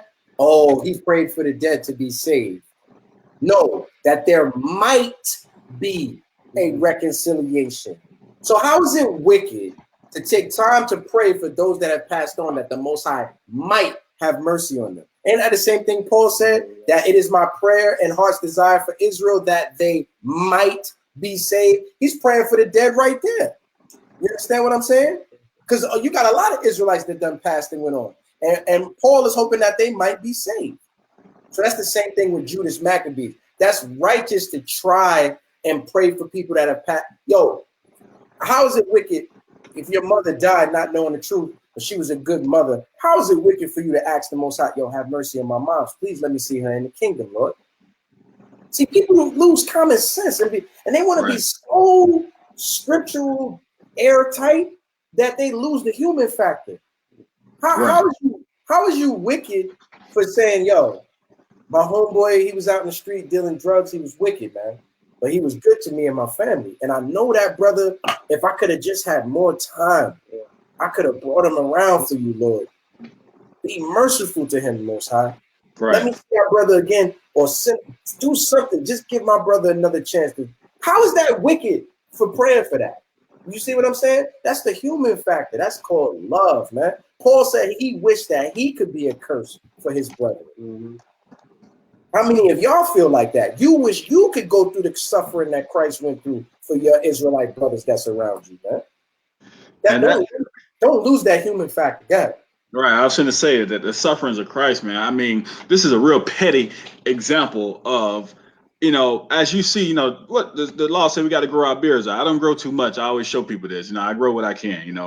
And I was, I'm trying to get it to grow in. So I was combing one day, and I got a string caught in the comb, and it popped.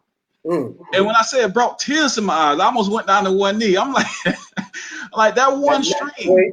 That one little string. So when Christ's beard was ripped from his face, like you say, how many of us can say we want to be in that position? Just knowing what he went through. That was a work. That was a work. And ain't a lot of us who will be willing to put ourselves in that position. So I'm with you. That was a powerful work. So that's that human factor. Can we pray? Give me one more precept. James 5 and 16. So don't deny the power of prayer. I thought all things was possible in Yahawah. So if all things is possible in Yahawah, it is possible that the Most High might have mercy on those that didn't know the truth, man. That's why Paul taught you that they had a law to themselves. You know a wicked person. The wickedness comes out their pores when they wicked, and you know a person that's lost. Yeah. See, a person that's lost, you feel sorry for him. That's why the Bible said, weep for the fool, man. You got to weep for him. And that's not just talking about somebody that's stupid. That's talking about somebody that don't know this truth. You got to weep for the fool, man. What precept is that? Because I was having a conversation with somebody, and I was saying that I feel like there's a difference between being brainwashed and ignorant. Right. When you're ignorant, you just don't know. You never heard of it. Like, I was ignorant to the fact that I was Israel, but when I came around to the facts and the knowledge of it, I accepted the fact. But then those who are brainwashed, you can show them the facts, you can show them everything, they still won't take it. That's my definition of brainwashed. So we say you got to weep for the fool. What precept is that? Because I was like having that conversation just the other day. Brother Eliel called it in Sirach 22:11, the book of Ecclesiasticus, chapter 22, verse 11. Read that. It's Sirach chapter 22, verse 11. Weep for the dead, for he hath lost the light, and weep for the fool, for he hath wanted understanding. You got to weep for the fool because he wants understanding, man. That's why when you see us out there teaching, we get a lot of comments like, why are you still talking to that nigga? He ain't gonna get it. Send him down the block. Why are you talking? Yo, them comments, you can hear they raspy voice. Why are you talking to that nigga? But right, we really, really sincerely trying to make Jake get it. Because he wants understanding. He don't know. Think about yourself when you thought you knew something before you came in this truth and how proud you was. Think about it.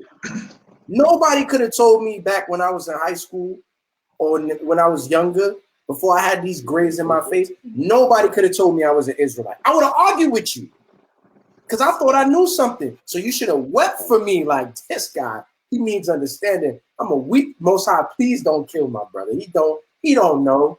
That's why Christ, what did Christ say? Forgive them, Father. They know not what they do. Very true. Are we doing that? Are we looking at our brothers like that? No, we trying to find the quickest way to cut them with the scriptures and make an example out of them on video, right?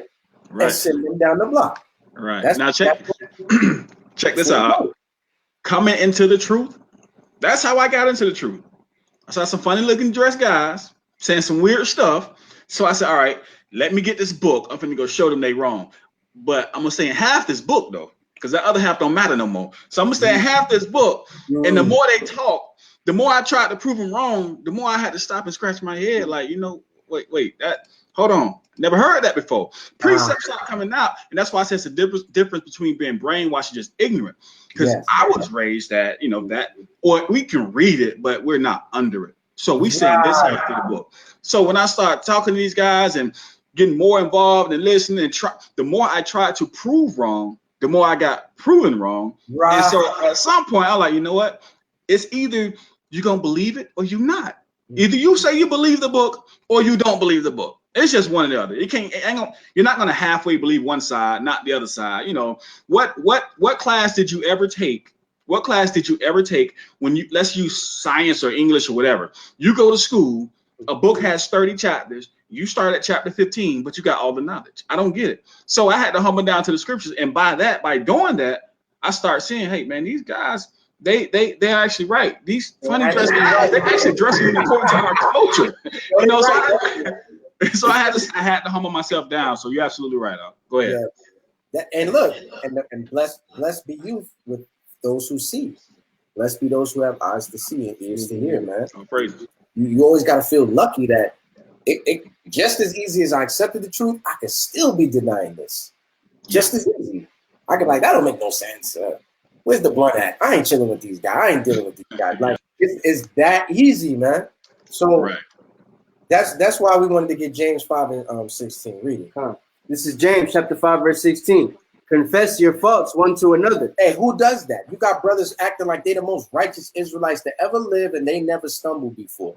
And once they get the chance to villainize you and make you the leper, they leap on this opportunity, man. Oh, nigga, you wicked. The voice get rap. You're gonna die. The Most High gonna kill you, nigga. You know what I'm saying? Yeah. But the Bible says, confess your faults to one another, man. Confess your faults to one another. Go ahead. And pray one for another. And pray one for another. Hardest thing to do is pray for your enemy. Hardest thing to do. The hardest thing to do is take the time that you would spend asking the Most High to help you and dedicate some of that time to somebody that's disrespecting you, man. And that's why Yahawah had to actually tell you, pray for those who curse you and despitefully use you. He had to tell you that because there is no way that makes sense. You see what I'm saying? Read it from the top. What, 16? Yeah. This is, okay. Confess your faults one to another and pray one for another that ye may be healed. The effectual, fervent prayer of a righteous man availeth much. The effectual, meaning with love. Fervent, that means passionate. Prayer of a righteous man availeth much. That means it works. That means the Most High is listening to him. And guess what? He took time to pray for your wicked ass. That's crazy. Thank you, brother. You see what I'm saying? So that's why we gotta hope that all Israel be saved. We gotta modify our approach to how we deal with Jake in the street. Look at yourself when you're teaching him. That's you in a mirror. When you teaching Jake in the street, look at yourself, man, and try your best to bring him in. You were talking to Jake earlier with the glasses on, and he was kind of acting like he wasn't too interested, but we kept pressing him, and then he stayed the whole camp. He stayed the whole camp because we put that energy towards him. So, Lockie, even for like the people who don't get it when you first bring it to them and they walk away, you still got to pray that they come back and they somewhere down the line accept the truth. Because me, myself, when I was in South Florida, a brother from the Northern tribe, he tried to edify me on the bus. I was rolling a blunt. I'm like, I don't want to hear what you're saying. I get off the bus, he gets off the bus. I'm smoking the drink. He's still trying to talk to me.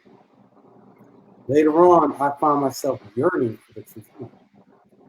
What brother was saying to me earlier made sense. And I was actually in school. I was taking some kind of religious course, and through the study of taking that course, I found out that everything that brother said was the truth. And when I brought it to my professor, who was a Jewish guy, he actually flunked me for the truth. Wow. I can believe it. I believe it. Okay, Khan. So out of the book of Romans chapter 8 and verse 16, the Spirit itself beareth witness with our spirit that we are the children of Yahawah, of Yahawah. And that's because, look, he just told you, his spirit was yearning. The word he chose was yearning. That was me, man. When I first came in this truth, and I'm gonna admit I don't do it like I used to, but when I first came in this truth, I would watch Israelite videos until 4 in the morning. Right. I had to work the next day. I didn't care. I wanted to watch every single one I could find. Now, brothers got to make lessons. It's different now. The too much study is weariness of the flesh. But yo, man, that was our spirit bearing witness. Like, no, this is what I want. That stuff you've been looking at, how you've been passing the time in your days, I ain't really want that. This is what I want. You see what I'm saying, brother? Man, all praises, man. Much edification. Much edification. Hey, as I was saying earlier, I'm sure everybody on here know you. For those who don't, brother Yaw'al, Sons of Thunder Israelites, and as I was saying earlier, like you said, we come into this truth, and some brothers start to get popular, or call it some Israelite fame, whatever we want to call it, and they start, going and getting this big head, and they don't want to deal with, the little people. So, but when I reached out to this brother, man, he reached back and was humble. And that's just all praise to the Most High for this brother, man. You and everybody, all the brethren, and you say you're over in Atlanta. I'm not too far from you. I'm like 20 minutes away. Well, actually, I don't know where you are in Atlanta, how deep you are in Atlanta, but I'm in Douglasville. I'm like 20 minutes away from you. I got family out there. Okay. I'm gonna have to get over to Atlanta, and we're gonna have to link up. I'm gonna have to come in and congregate, man. And come to camp, man. Come to camp. Yeah, Definitely. I'm gonna definitely come out there. Bring I some normally young- try to avoid Atlanta like to play it because I don't like y'all streets. I don't like driving over there. I don't like that traffic. There's some But bad man, driving out here. yeah, it's bad. Sodomite. Why about that? And there's a lot of sodomites, brother. Get ready. Hey, listen, Put an iron vest on, an iron shirt. It's off. man. Me and my wife, we moved. We both from South Florida, and we lived in like Tampa for like the last maybe 7-8 years before we moved here. Now we heard about it. What part of South Florida are you from? Say again. What part of South Florida are you from? I'm from Palm Beach. My wife from Miami. Okay, I'm from Broward County. Yeah, my mom too. Okay. Well, she probably knows where. Yeah, you're from West Palm. You know. Palm Beach, Boynton Beach, actually. Yeah, okay. Palm Beach County. Okay. What part of Broward? All over Pembroke Pines. I had a studio on South Beach. I had I'm from everywhere South Florida. Okay, familiar with it all. The earth is your turf. Yeah, earth. That's right. Hey, right. actually, it is truly spoken. The earth was made for our sakes. That's exactly. Man, so I appreciate you brothers for coming on. If you have anything else you want to add to it, but I believe it, man. We're edified. We got one more guest that's about to come up. He hasn't tuned in yet, but he texted me and let me know he got the link. He's gonna be coming in. But all love. I'm definitely gonna come over there, and I'm definitely coming to camp, man. Like for real, like you said some things. Like I know the one question about what happens to those, that didn't know they were Israel or didn't know they were supposed to keep the laws. That's what keep them now. But the answer to that, I know it really stood out to a lot of people, especially in my family. That was a powerful answer. All praise to the Most High for giving you that understanding to share with the viewers, and I appreciate it. Thank so you for having us, brother. yeah. Hey, I'm sorry. Go ahead. No, go ahead. Tell the viewers where they find you, like your YouTube and if email addresses or website, whatever it is you need to get out so they can come and check you out. All right, we the Sons of Thunder Israelites on YouTube. YouTube.com/Sons of Thunder Israelites. Don't put no spaces. Sons of Thunder Israelites. Our Gmail, Sons of Thunder Israelites @Gmail. Our Instagram, Sons of Thunder Israelites. Our Facebook, Sons of Thunder Israelites. It's all it says. It's long, but it's the same for everything. The same. You remember it. All right. No way you can get it mixed up. We got a conference call every Friday night at 8:30. Where you can ask questions and you can get into more of the doctrine about camp, what we teach. Who's this? And we teach at Woodruff Park down at 5 Points by the underground, right underneath the Coca-Cola sign. You find us every Saturday at 2:30, man. Come and show love. We cool. We could get stupid if you want to get stupid. But if you come and show love, you're going to get love. Cool as a thing. All right? So with that, I'm Brother Yaw'al. Brother Canal. Brother Eliel. And we the Sons of Thunder Israelites. It's our hope and heart's desire for Israel that they might be saved. Thanks for having us, brother. All praise. Hey, look, Shalom, man. We're gonna meet up soon. Shalom. Shalom. All right, all praises for them brothers, man. They really did some edification just then, man. Especially, like I said, the one question where what happens to those? Like we realizing that we're Israel, that we're supposed to keep these laws, that we've always been told that, hey, we ain't supposed to keep them because, well, we can go over here and we could say that Paul said we're no longer under the law. But when you actually start breaking down what Paul's saying, Paul's not telling you that you're not to keep the law. We can see Paul kept the law himself. So when we come into this knowledge and we know that, we're supposed to be keeping it. And then we have our family members that moved on, or, when I say moved on, passed away, and they weren't keeping those laws. What happened to them? Because if they didn't know, what happened to them? So brother did an excellent job answering that question. And, I'm really stuck on the answer, man. That was exciting for me. I like that. All right. So all praises for that brother, man. Sons of Thunder Israelites. Y'all go check them out. He put a quick presentation together for us. We answered a lot of questions, but these brothers really get into the scriptures. They really break things down. He was trying to stay within my time constraints, you know, so he was trying to get through it. But the brother has a lot of knowledge, you know. So if y'all check him out, Sons of Thunder Israelites on YouTube, where he said Facebook. He also said their Gmail, Sons of Thunder Israelites at gmail.com. Man, y'all check them out, okay? All right, so until my next guest come in, which is Deacon Hakah of Sicarii. If y'all familiar with him, I'm pretty sure you are. Deacon Hakah of Sicarii. He texted me and said he got the link, so I'm just waiting for him. So what I'm about to do right now, I'm going to play some more of these artists that are in the truth. And I'm going to start back from the top of the list because there's a couple of fire songs, man, that a couple of y'all didn't hear because y'all weren't on here. So I'm going to play these starting back from the top. Let me see, because this one brother, let me see if I can pronounce his name. Bandman Tanner. Bandman Tanner. He gonna correct me if I ain't say it right. So Bandman Tanner. So I'm gonna start off with him. We're gonna play some of that Deacon Hakah of Sicarii. Y'all already know he fire. You know, he needs no introduction. So all right.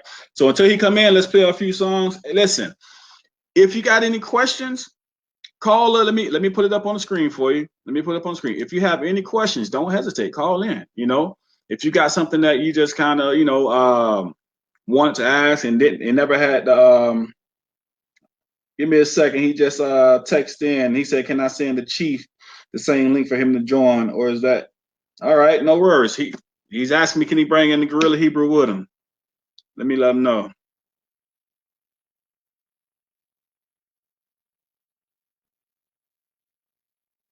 All right. So he's about to get ready to come in, but until he do, we're gonna go ahead and play some of this music, and when he get on, we're going to go through same thing, and we're going to ask some of the questions, and we're going to let them give the spiel about, you know, what happens. Well, not their spiel, but what the word says about what happens, you know, after life after death. So until then, I want y'all to check these artists out. Now, the artists I'm about to play, all these artists, you can go to my page, go to my InsideTheNationRadio.com. That's InsideTheNationRadio.com. Click on the banners, the web banners on there. Check them out, man. This one right here is a free download for his mixtape. It's fire. Check them out. Judah, LOG, yeah. Abraham, Isaac, and Jacob. I'm a Shemite, baby. Yeah. It always be knocking, so you know we got pride. Religion melts your brain, son, that you ain't learn a thing. You angry, you act like a zombie. You follow one walk like a zombie. The scriptures, I'm burning you zombies. Repentance for only the Israelites. I hope you don't die like a zombie. The fire you gon' burn up you zombies. Religion melts your brain, son, that you ain't learn a thing. You angry, you act like a zombie. You follow one walk like a zombie. The scriptures, I'm burning you zombies. Repentance for only the Israelites. I hope you don't die like a zombie. The fire you gon' burn up you zombies. Shooter don't mess with no zombies. Look at them beautiful comedy. They slipping like more and no time. Jungle in the earth, no Wisconsin. Shooter don't mess with no zombies. Look at them beautiful garments. They slipping like more and no time. Jungle in the earth, no Wisconsin. Oh, my motherland, Yahawah. Oh, they slipping, better dry the towel up. I'm the type of Jew, hate my enemies. Mama used to call me king, baby. Return to the law, be a king, hate that. I'm an Israelite son of the ancient, but I won't go like this. Don't mean true. You did not wish on the women no way. Facing the east and we pray during the day. Talking about Sunday to Sabbath, no way. Granny be speaking in tongues, ain't no way. Crying and moving and shaking like that. Pastor come first and he sit around the tray. Tithing their money, so good in no way. Robbing my people, he think it's okay. Judgment is coming to you any day. I just don't see how come one can debate. Jesus so white man, love but in the way. All of the prophets are black all the way. All of the angels are black all the way. Adam and Eve, they were made from the dust. Different shades of black and brown, that's us. I am an Israelite from tribe of Judah. No, we don't wish on no stupid no good. And just like a lion, we jump for the prey. Shit like that logo on the Aki Puma. Study the law and you learn to maneuver. Shout out to Israel and Cuba, Barbuda. On the Sabbath code for we ate tuna. And I pray I wake up my solution. Ain't no time for no wicked intruders. Moses who handed the law. Not a religion, American slavery business. I'm in the system, headed for prison. So y'all go to the website, man, InsideTheNationRadio.com, and you'll see the web banner. This brother is actually a brother out of IUIC who's doing the rapping right now. So you'll clearly see the web banner because it's purple on there. Click on that, take you right to his SoundCloud, download the music, free download. Religion melts your brain, son, that you ain't learn the thing. You angry, you act like a zombie. They follow one but like a zombie. With the scriptures, I'm burning you zombies. Repentance for only the Israelites. I hope you don't act like a zombie. The fire you gon' burn you zombies. Shooter don't mess with no zombies. Black and them beautiful comedy. They stepping like more in the sun. Like ruling the earth, no Ashanti. Judah don't mess with no zombies. zombies. Look at the beat from calmly. Just heaven like Martin the zombie. I know from the earth, no response. Religion else, you Brian Sunday, you ain't lying to thorn.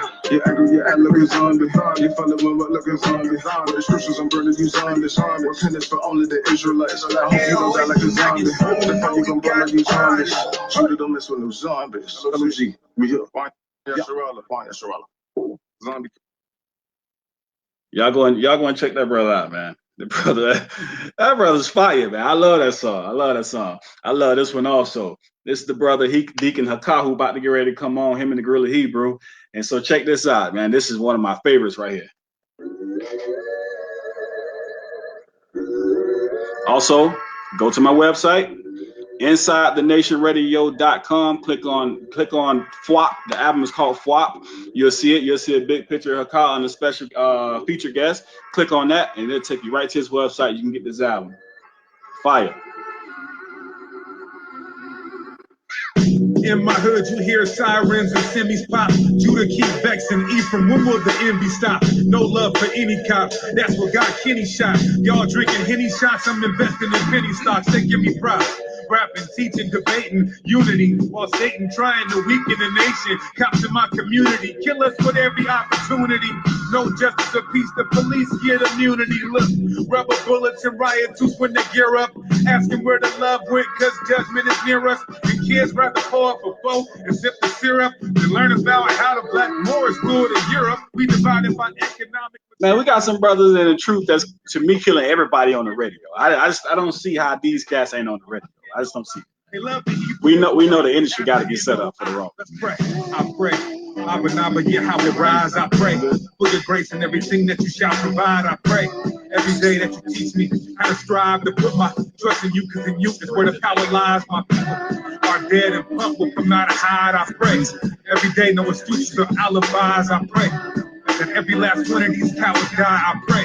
All of this in the name of Yahawah. Can't be the flesh, don't need the stress, so I fast and I rest instead. Cold sweats in the bath, trying to grasp. I sat in bed. In my dream, I had a twin. He stabbed me to death and fled. Visions of a pale horse and a dragon with 7 heads. Vagabond, Babylon, being watched by the Lord. Can't even stop by the store, cause on my block it's a war. Jehovah Witnesses don't even knock at my door, cause they know they false doctrine will get chopped by my sword. Yeah, I'm with the lyrical or the spiritual murder play. I see some ravenous wolves leading the herd astray. My homie's mom's a tweaker, I watch him serve a yay. I'm numb to this game and the pain. I'm an invertebrate. When the Messiah comes serve, we gon' witness the sun purge. He coming back to judge every idle and dumb word. My team always moving in silence, we unheard. The elite wanna converge on the elect and the 1/3. I pray, Abba, Yahawah, rise. I pray for your grace and everything that you shall provide. I pray every day that you teach me how to strive to put my trust in you, because in you is where the power lies. My people are dead. And look, y'all like and share the broadcast. Like and share the broadcast. And every last one of these cowards die. I pray. Sam. In the name of Yahawah. I pray you sing to the Lord a new song. Sing praise in the assembly of the righteous. Let the saints be joyful in glory. Let them sing aloud on their beds. We just waiting for the brother to get ready to come on, Deacon Hakah and the Gorilla Hebrew. They getting the gear set up. He texted me, so they'll be on here in a second. If only I could spread my wings and fly away, I'd escape this place right away and be gone, vanished without a trace. That's why I stay. It ain't safe for kids to go out and play. No matter if it's night or day, you can be hit by a stray. So every morning when I awake, I pray for a brighter day. Don't know how much more darkness my eyes could take. Criminals populate the city, crime is at its highest rate. Growing up, I was surrounded by a lot of hate. Through the tribulations, I acknowledge that Yahawah's great. Can't wait till he sent his son to deliver us about this place. Babylon the Great, better known as the United States, the place that was built off of oppressing an entire race. But when them tribes awake, we about this place. Every nation under the sun gonna be more shook than a violent quake. Let's get it right, Jake, so we can take our rightful places. 12 gates reserved for us, our paradise awaits.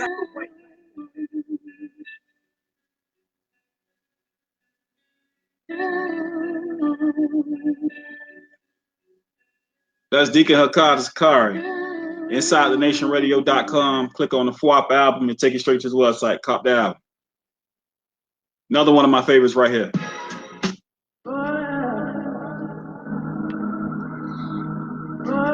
400 years a slave. This I put this one on repeat. This one don't stop. I ride from here to Georgia to South Florida with this on repeat. 28:68. And the Lord shall bring thee into Egypt again with ships. By the way whereof I spake unto thee, thou shalt see it no more again. And there you shall be sold unto your enemies for bondmen and bondwomen, and no man shall buy you.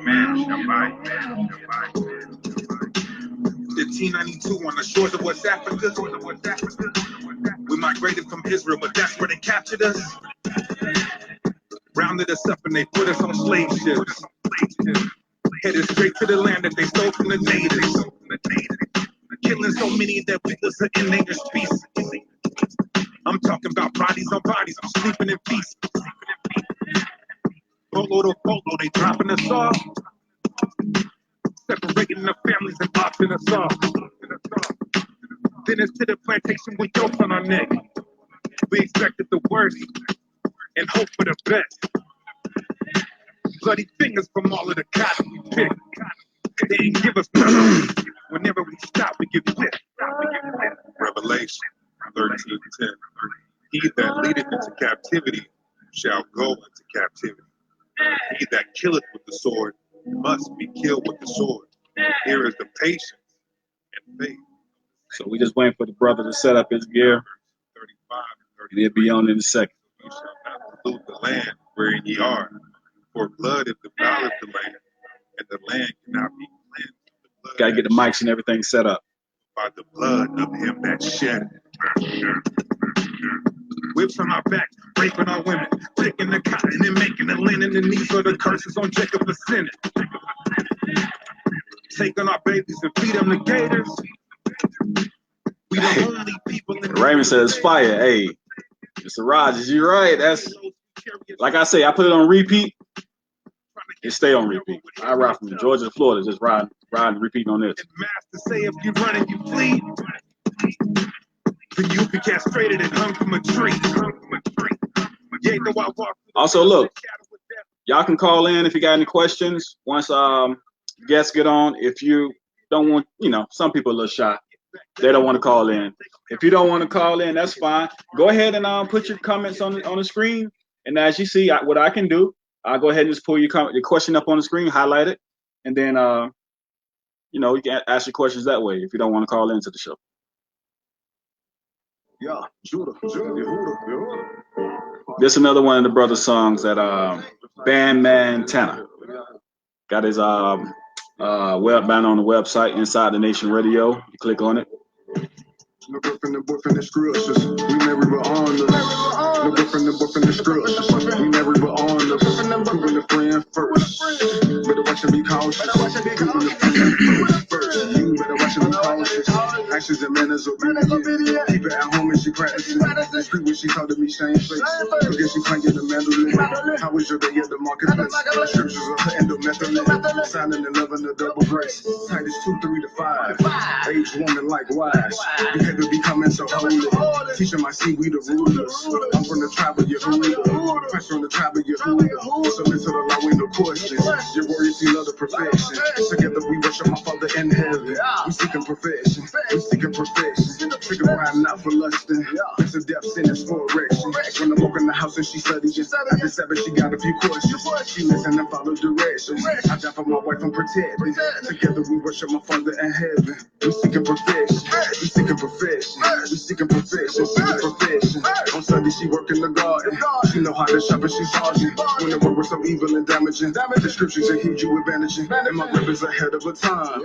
Learning the future tenses, only in different sacred. Using the law for her lenses. Ain't no faking, no acting pretentious. Shalom and the kiss when I answer. But what I can't wait till my entrance. She my tiller of rest in the trenches. Grips of the power descending. Keeping them on you relentless. She ready for fire apocalypse. She don't argue with men, but no politics.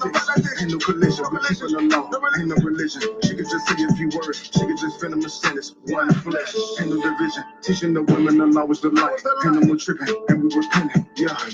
Like your apocalypse. Don't argue with me about no politics, ain't no collision. People don't know no religion. You can just say a few words. She can just spend them a sin. One flesh, ain't no division. Teaching the women the law was the light. And them were tripping, and we repenting. Yeah. No girlfriend, them both in the strips. We married with honors. No girlfriend, in the strips. We married with honors. Proving a friend first. Better watch and be cautious. No girlfriend, in the strips. We married with honors. No girlfriend, in the strips. We married with honors. Proving a friend first. Better watch and be cautious. There were a couple other artists in the truth that I want to put them on the playlist, but you know, with the whole YouTube and Facebook thing, you know, you gotta have. They gave me their music to put on here, gave me permission, but I just need, if you guys watching, I need you guys to go ahead and get that form back to me, because if I put it on here and I put it on YouTube, I got to be able to prove that you guys said that I can play your music. So if you're watching, go ahead and get that form back to me, then I can put you in the playlist and let the people, you know, check your music out, because there's some hot artists out here. These dudes fire.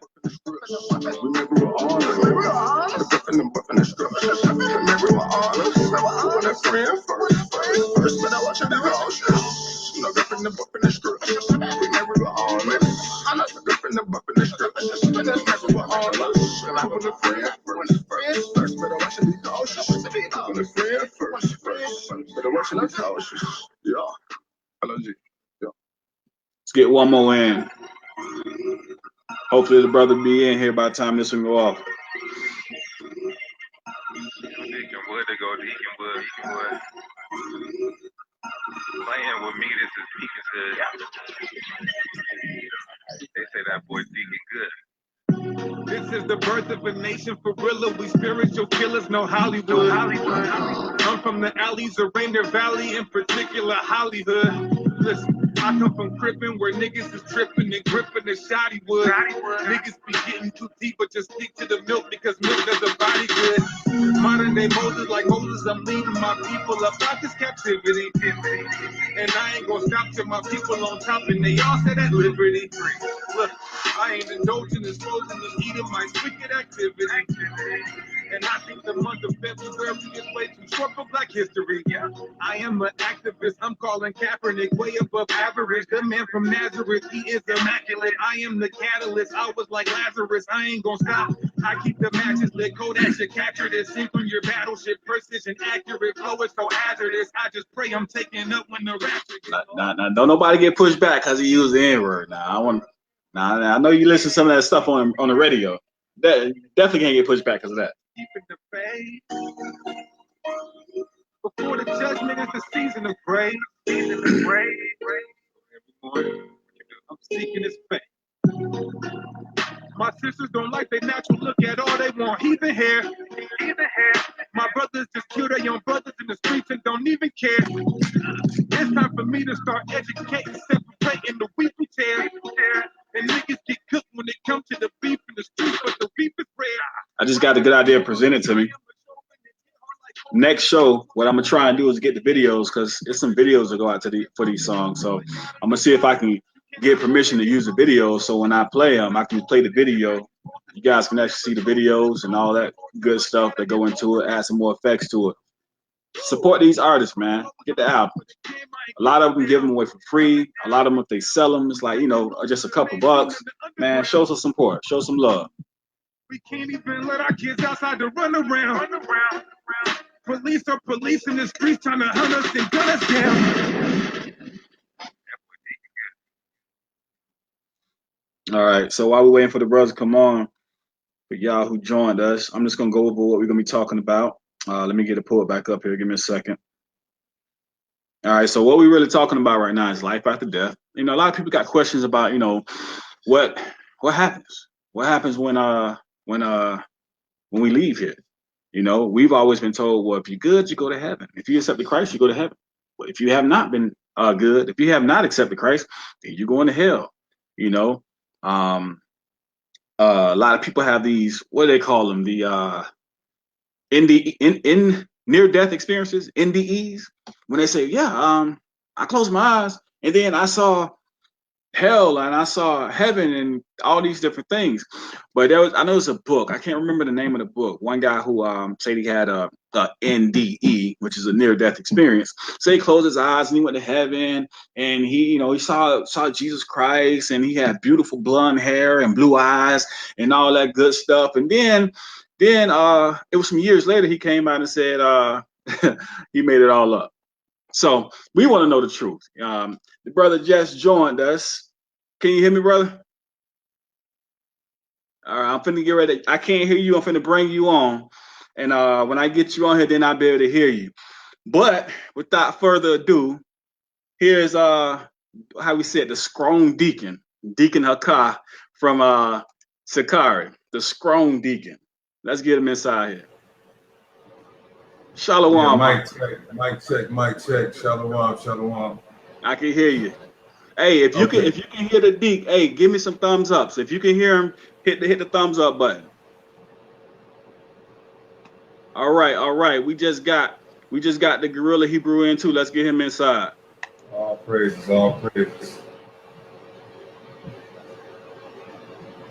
Shalom. Mark. Shalom. Is there a third person also? Nah. Okay. All right. What I'm gonna do while we going over the topic, I'm gonna go ahead. I'm gonna take myself off screen. I'm gonna put the screen mainly on YouTube, so it'll be more focused on you. But before I move any further, as I was just playing your song before you came on, and like I said, it's on the website, InsideTheNationRadio.com. If you click on the FWAP album, it's going to take you straight to the Deacon's website, and I'm gonna let him give you the information on how to get to his website, and let him say what he wants to say about himself, as I'm pretty sure no one needs an introduction of who these two guys are, two ox doing some powerful works in the name of the Most High, in the name of the Son. So I'm gonna go ahead and let them say what they got to say, and I'm gonna take the screen off myself, and then we're gonna get into the topic. Cool. Yeah. First and foremost, I gotta give all praise, honor, and glory to Yahawah. That's all praise to the Most High in the name of His Son. We got Son, the Deacon, as the brother mentioned. We're with the Sicarii. If you played the music, make sure you get the music. Make sure you subscribe first and foremost to the Sicarii YouTube channel, the Sicarii Public Enemies channel, the Sicarii Water channel. Follow me on Facebook, Deacon Hakah, Instagram, Deacon Sicarii, and for all music, DeaconSicarii.com. Children's Bibles, head wraps, Mitris, everything else support the nation. We got my beloved brother, Gorilla Hebrew.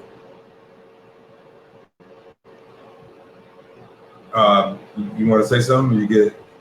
Oh yeah, just all praise to YAHAWASHI. Yahawah, happy to be here. All praises. Well, yeah. So let me know. I got the questions. Let me know how you want to ask them. I got some information. We just had two powerful camps. Sicarii Dallas, they had a powerful camp today. Sicarii San Diego, we had a powerful camp. Long day on the job doing the Most High's work. But nevertheless, for my beloved brother, I wanted to come and bless and grace the show. So let's get into it. Let's delve into it. All praises. Let me say real quick too. Maybe I think the first time I talked to the Deacon, probably been like a year ago. I don't even know if you remember, but I hit him up in the inbox and I asked him some questions, and he hit me with a doozy. First he was like, and you called me, and he was like, I'm gonna ask you a question. I said, go ahead. And he said, do you believe the Bible? I said, well, if it's written in there, I believe it. I might not know how to explain everything, but if it's in there, I for one believe it. So somehow we got on the topic of regeneration, and that sent me into a tailspin. Mind you, I wasn't taught that in Christianity. I was taught that was something crazy. So when he pointed some things out, I went to reading, and I was wanting to go and so I'm in a tailspin. So I went to reaching out more and more, and he kept dropping knowledge, and I kept reaching out, and like I was saying about the brother who was on before, his brother, and he's very humble. You know what I mean? We know like a lot of brothers that can get to a point where, you know, we ain't got time for the little guys, you know. But these brothers are very humble. You know what I'm saying? They're doing powerful works. I just want to go ahead and give all praise to the Most High for these brothers, because actually last time I checked, I saw a message about these brothers. Jagged Edge. One of the guys from Jagged Edge. They brought the brother into the truth. Am I wrong by saying that, or am I off? Well, the brother Brian Casey from Jagged Edge, he has been learning the knowledge. You know, the Most High been drawing him into this. So you know, he's been affiliating with us, and so Lord willing, the brother just keeps growing and pushing and coming in. Okay. All praise. All right. So without further ado, we're gonna go ahead and get into the topic. The topic is life after death, right? Kind of a strong topic for our first broadcast, but we're gonna go ahead and dive in. And I'm not sure how you're gonna present it. I'm not sure if how much of the Apocrypha you're gonna use, but I'm gonna ask if we are gonna use the Apocrypha. Me personally, I believe in the Apocrypha. I read the Apocrypha. But there are some out there who don't, who believe, you know, they shouldn't. It's not the Most High's word because of different reasons. They've been told not to deal with it. So if that's the case, if you're going to use it, can we start off by establishing that the Apocryphal Act is actually let's get rid of some of the lies. You know, like I always say, the best way to spread truth is to kill a lie. So right. Let's start off with that if that's okay. Cool. So the way I got it set up is by the questions that you sent me. So first and foremost, the first question is the book of Ezra a true book? And if so, are the verses 71 and 140 legit? You're dealing with 2nd Ezra chapter 7. So I want a lot of your questions are based off of that. So I want to just deal with that first and foremost, because that's going to answer pretty much a lot of your other questions. So this is from the New World Encyclopedia. And when you go down to, this is dealing with 2nd Ezra, when you go down to the section of the lost verses, it reads this. Most Latin editions of the text have a large lacuna, meaning a section of missing text of about 70 verses between 36 and 37, due to the fact that they trace their common origin to one early manuscript, the Codex Sangermanensis, which was missing an entire page. In 1895, a critical edition was published restoring the lost verses.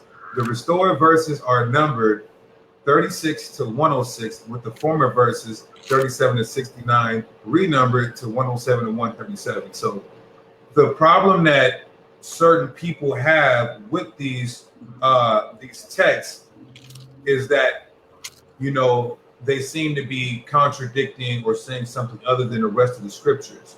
And the reason why is because some devil, all right, just being frank, firm, and forward, pretty much fabricated some text and then said that this was the lost verses of 2nd Ezra chapter 7. What proves this? In the Latin Vulgate, which is one of the oldest Bibles from the 3rd and 4th century, it does not contain these verses. The King James Apocrypha, I'll show you guys, does not contain these verses either. This is the King James Apocrypha. This is chapter 7. It stops at verse 70. Anybody can fact check this and look this up. Our oldest manuscripts dealing with the Septuagint and also the Codex Sinaiticus, you won't see these texts in there. So that kind of explains it.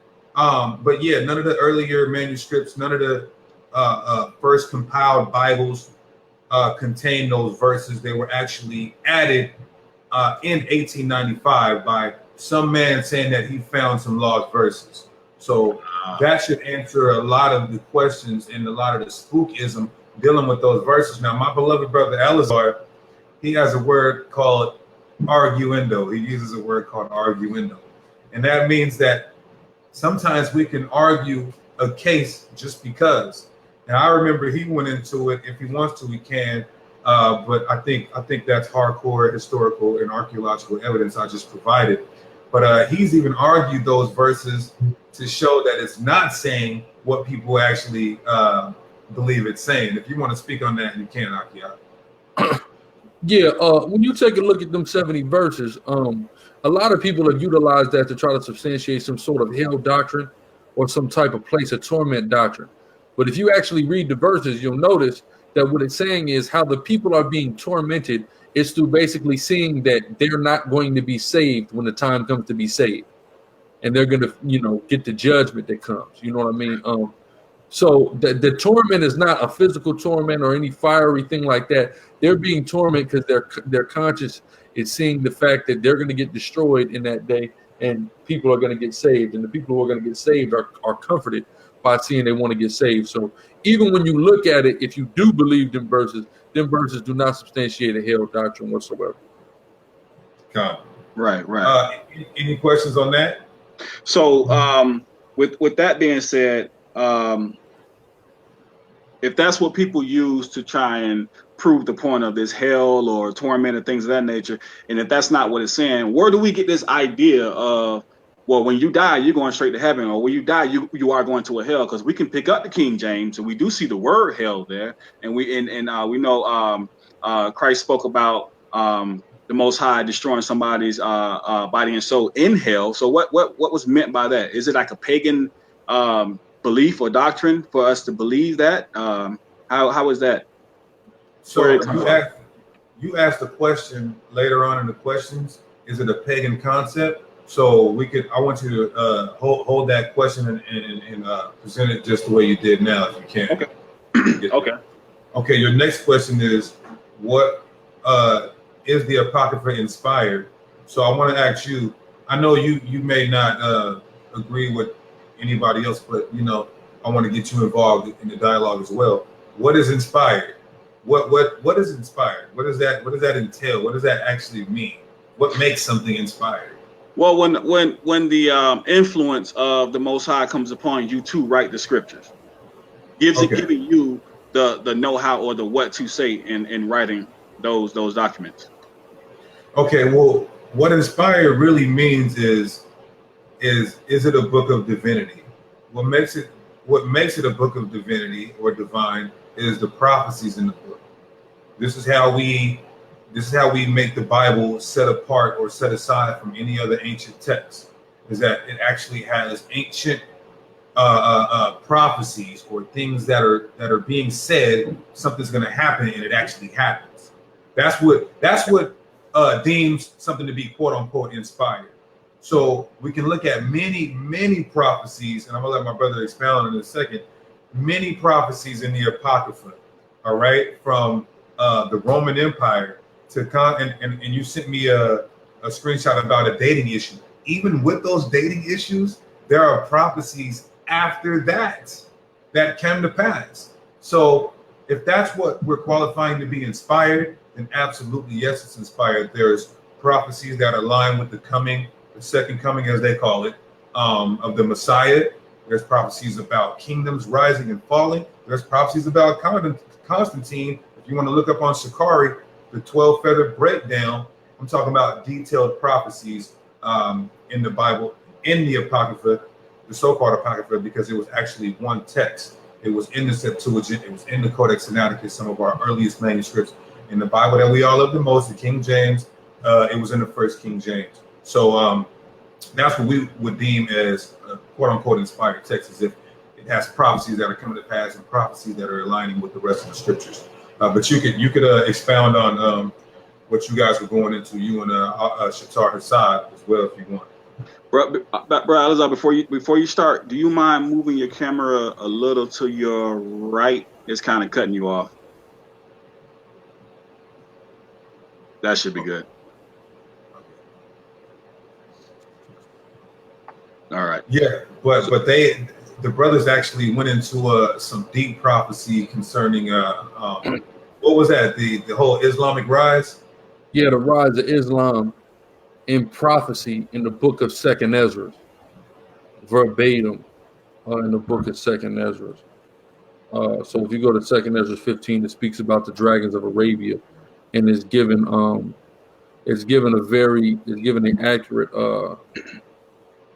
very accurate account of historical events that occurred with that.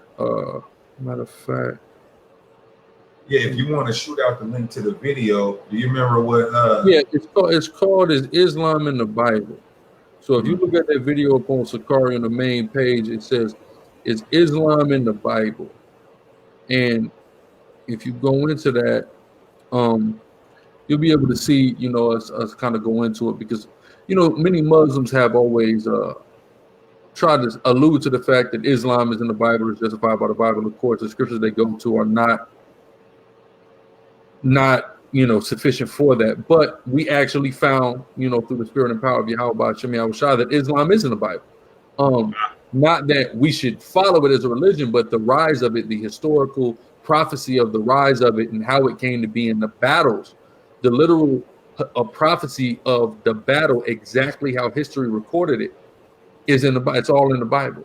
So we found that in Second Ezra. So Second Ezra is one of the main books where people, Tobit and Judith as well, but Second Ezra is one of the main books where people want to call into question in the Apocrypha. And quite frankly, with stuff like that in there, of course, Second Ezra 7, prophecy of Yahawah, things like that. How can you deny this book when this book clearly has prophecies in it that were written a long time before they? Even if somebody says it was written in, the earliest you could find it, it's still literally centuries later these things happen. Not to mention, like the brother talked about, Constantine, as well as several other Roman emperors.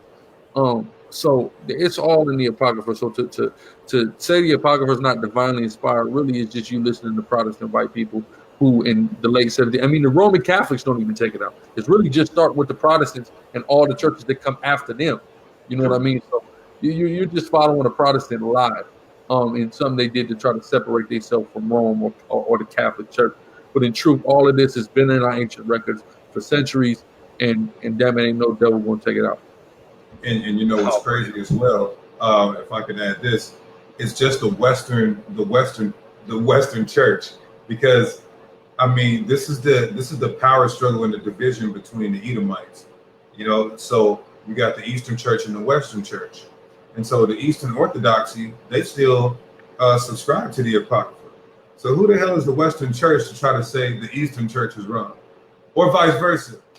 So by you, like the brother said, by you having a problem with the Apocrypha, you're just pretty much following after the so-called white man. Right. He needs to be a so-called authoritative or not. If you have a question on this, you can bring it out. If not, and I'll address your next couple questions. Are you finna go? You finna go to the list that with Tobit and the New Testament doesn't quote the Apocrypha? Is that what you're about to move to? I was going to move to question 3, which was, does it conflict the rest of the scripture? Okay. Yeah, I skipped that one. Yeah.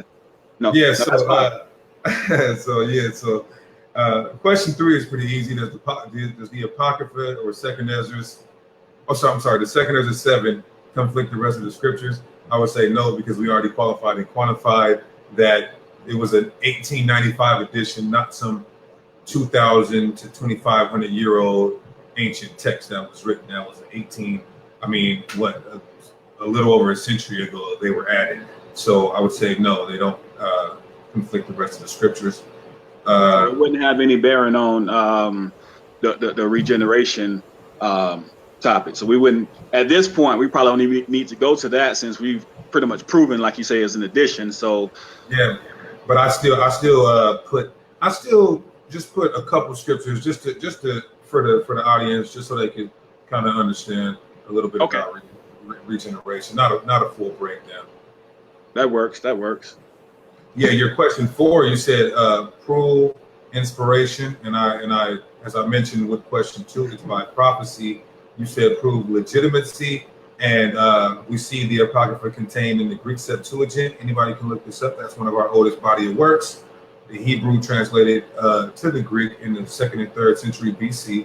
the Codex Sinaiticus, which is the oldest edition of the New Testament scriptures. The Apocrypha is found in those. That's 1st century AD here. And also we look at the first Bibles, the Latin Vulgate, and the King James 1611. The Apocrypha is there. Now, here's a point that I like the most. People have a problem with Tobit chapter 4 verse 12 and Tobit what was the other one? 12 and 9. 12 and 9. 12 and 9. So I did a video on the Shield Squad because they were, anybody don't know who the Shield Squad is, those are vocab Malone's flunkies, which the Most High broke that whole pseudo-apologist group up. And that was one of their main gripes with the Apocrypha, was the fact that it says alms can deliver you from death.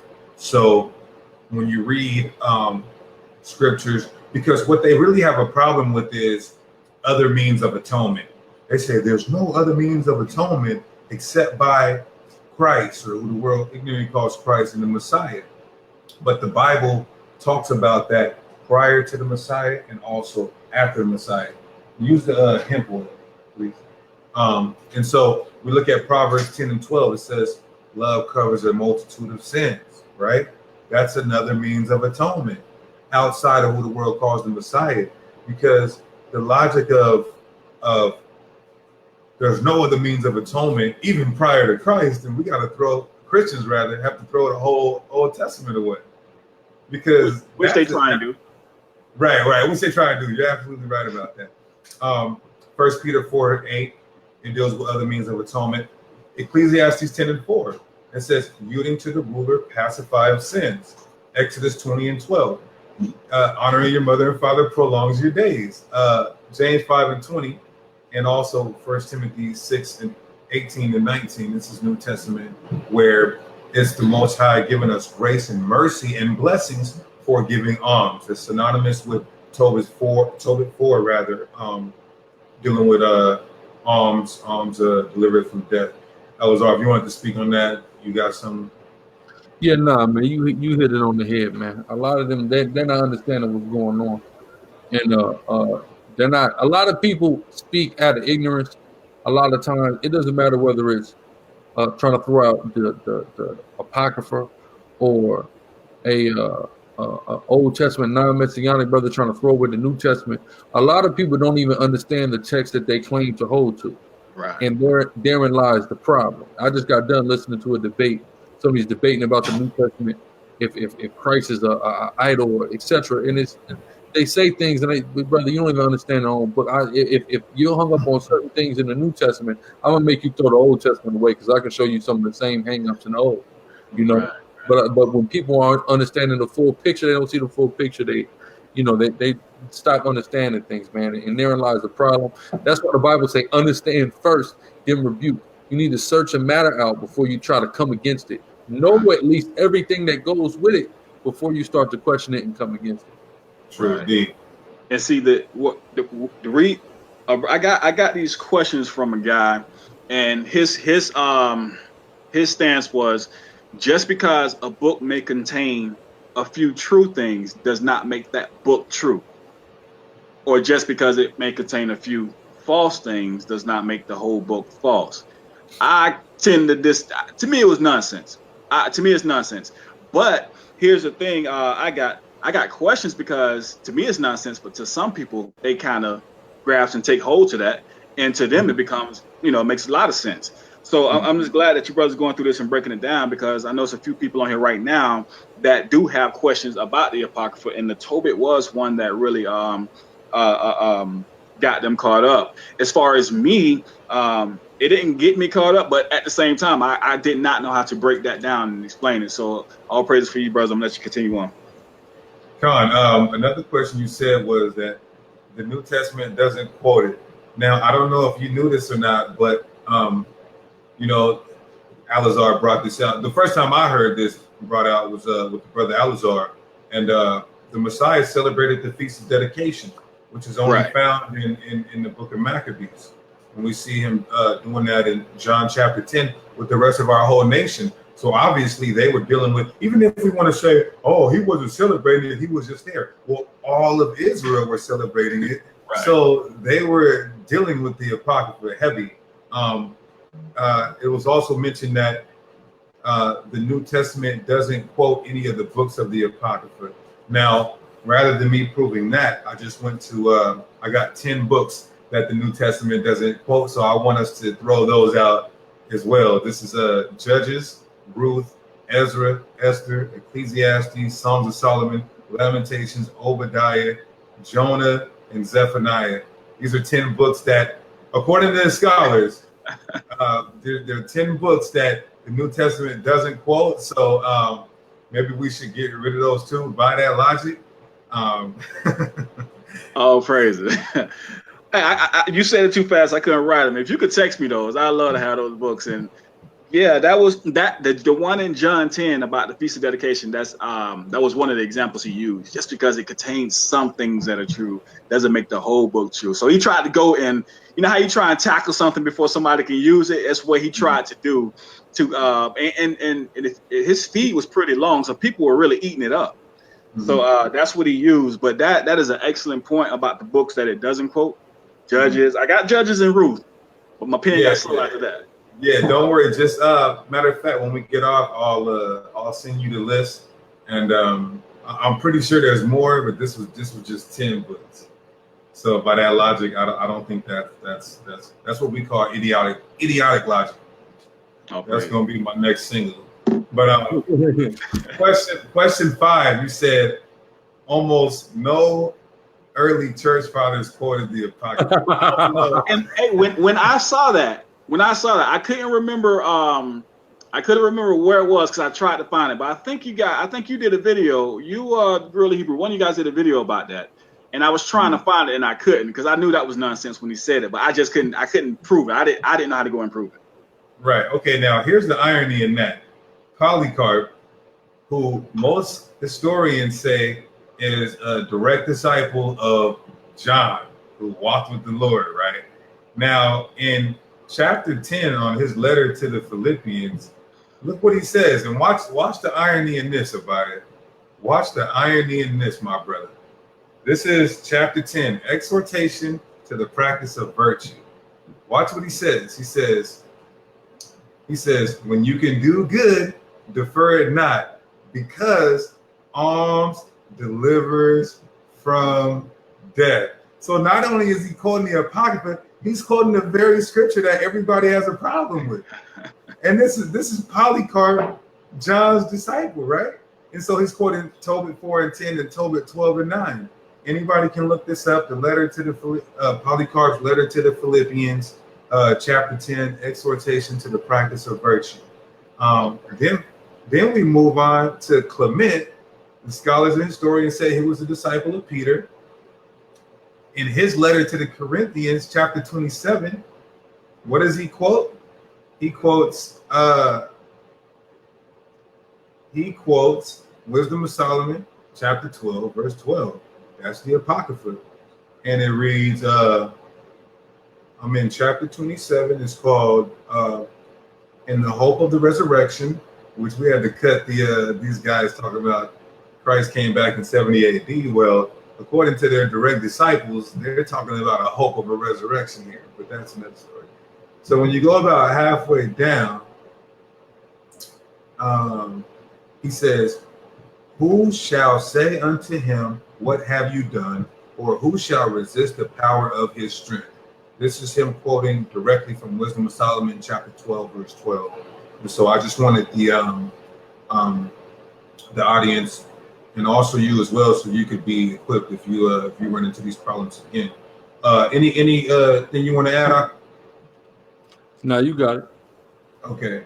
The life after death.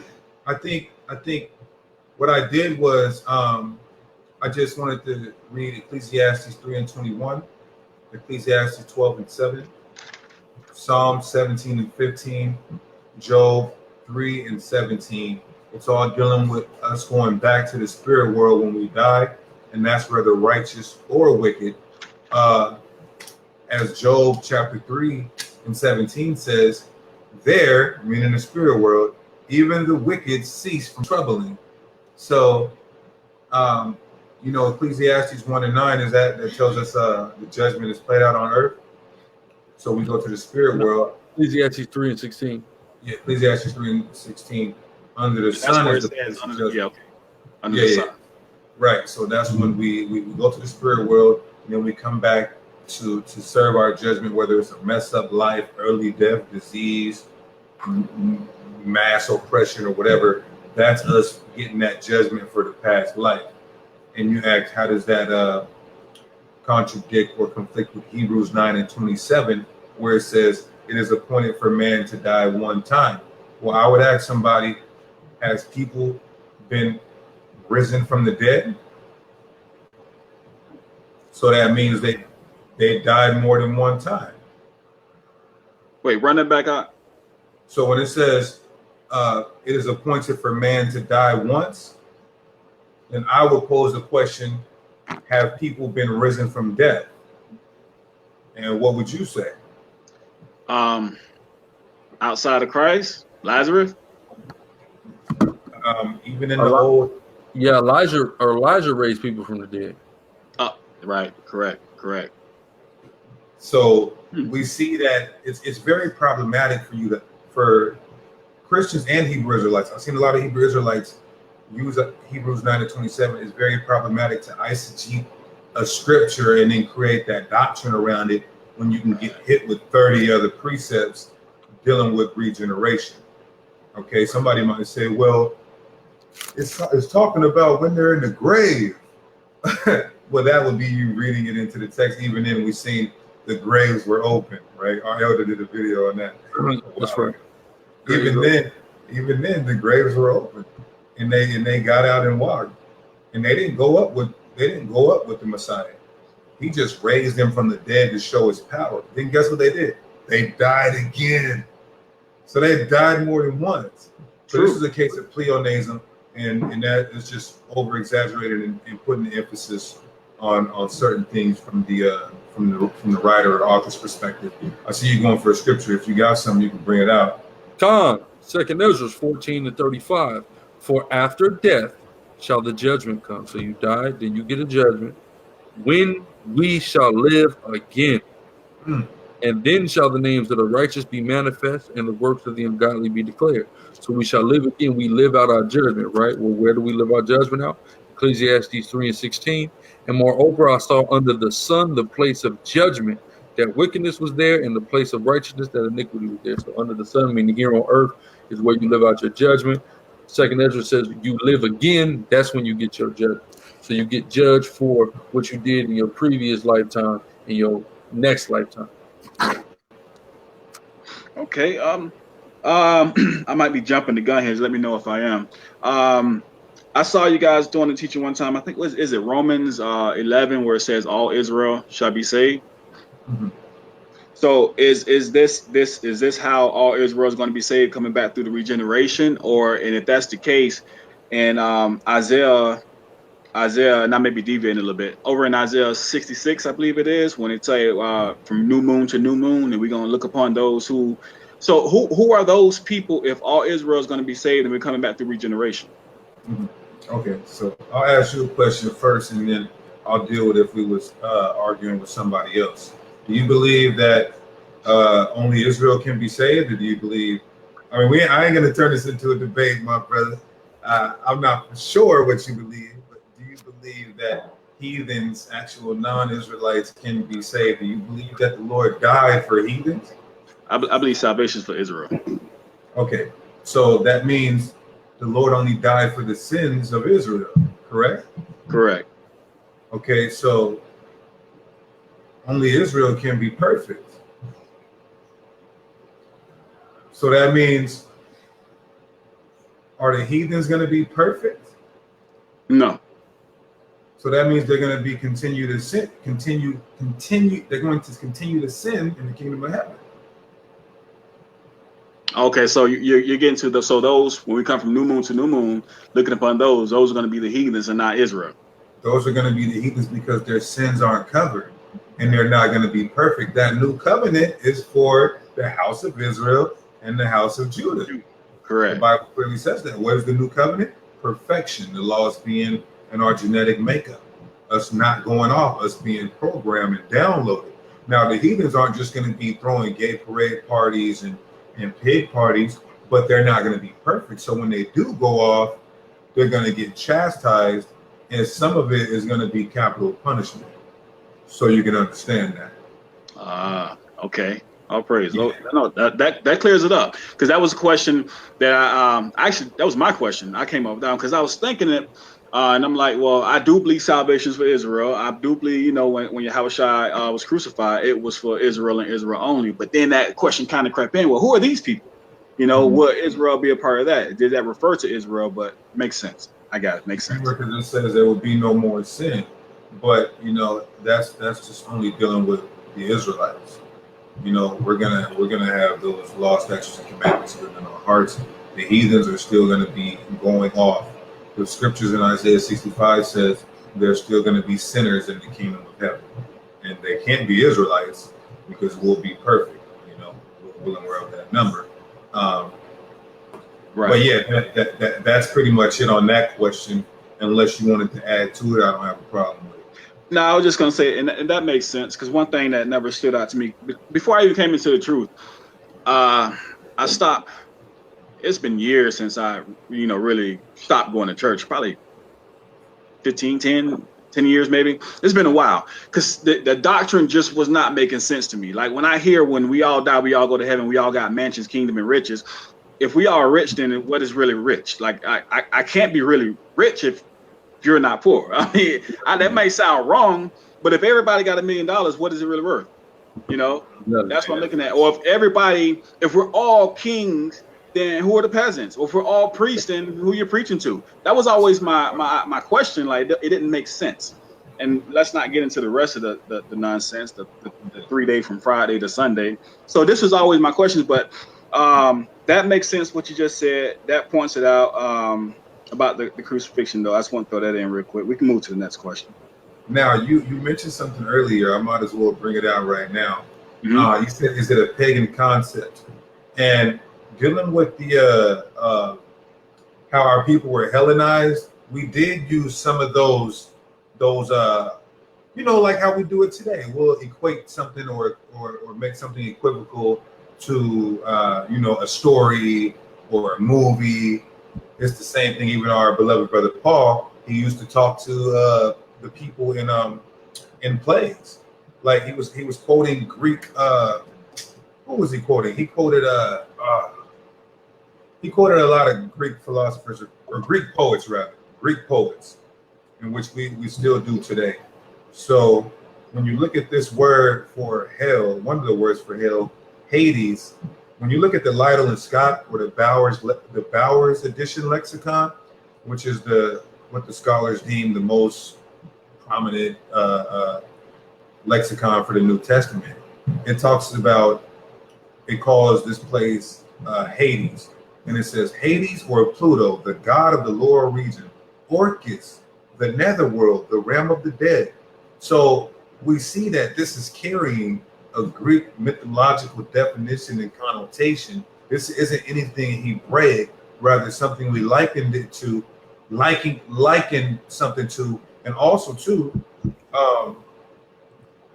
we know that, you know, when some of the heathens got a hold of this, especially dealing with Christianity, they wanted to incorporate a lot of pagan customs into the truth, as you see Easter, Christmas, so on and so forth.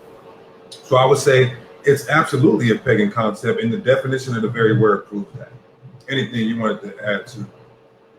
Right. No, I'm just saying. He's over there sitting. Ahlazar's over there sitting on that Bowers. I wish he can get the definition of Hades in the Bowers, but anybody can look it up. If you got the lexicon, even the Thayer's lexicon, it mentions all these Greek mythological. You're not telling me our Lord was going around teaching Greek mythology. That just don't make no damn sense.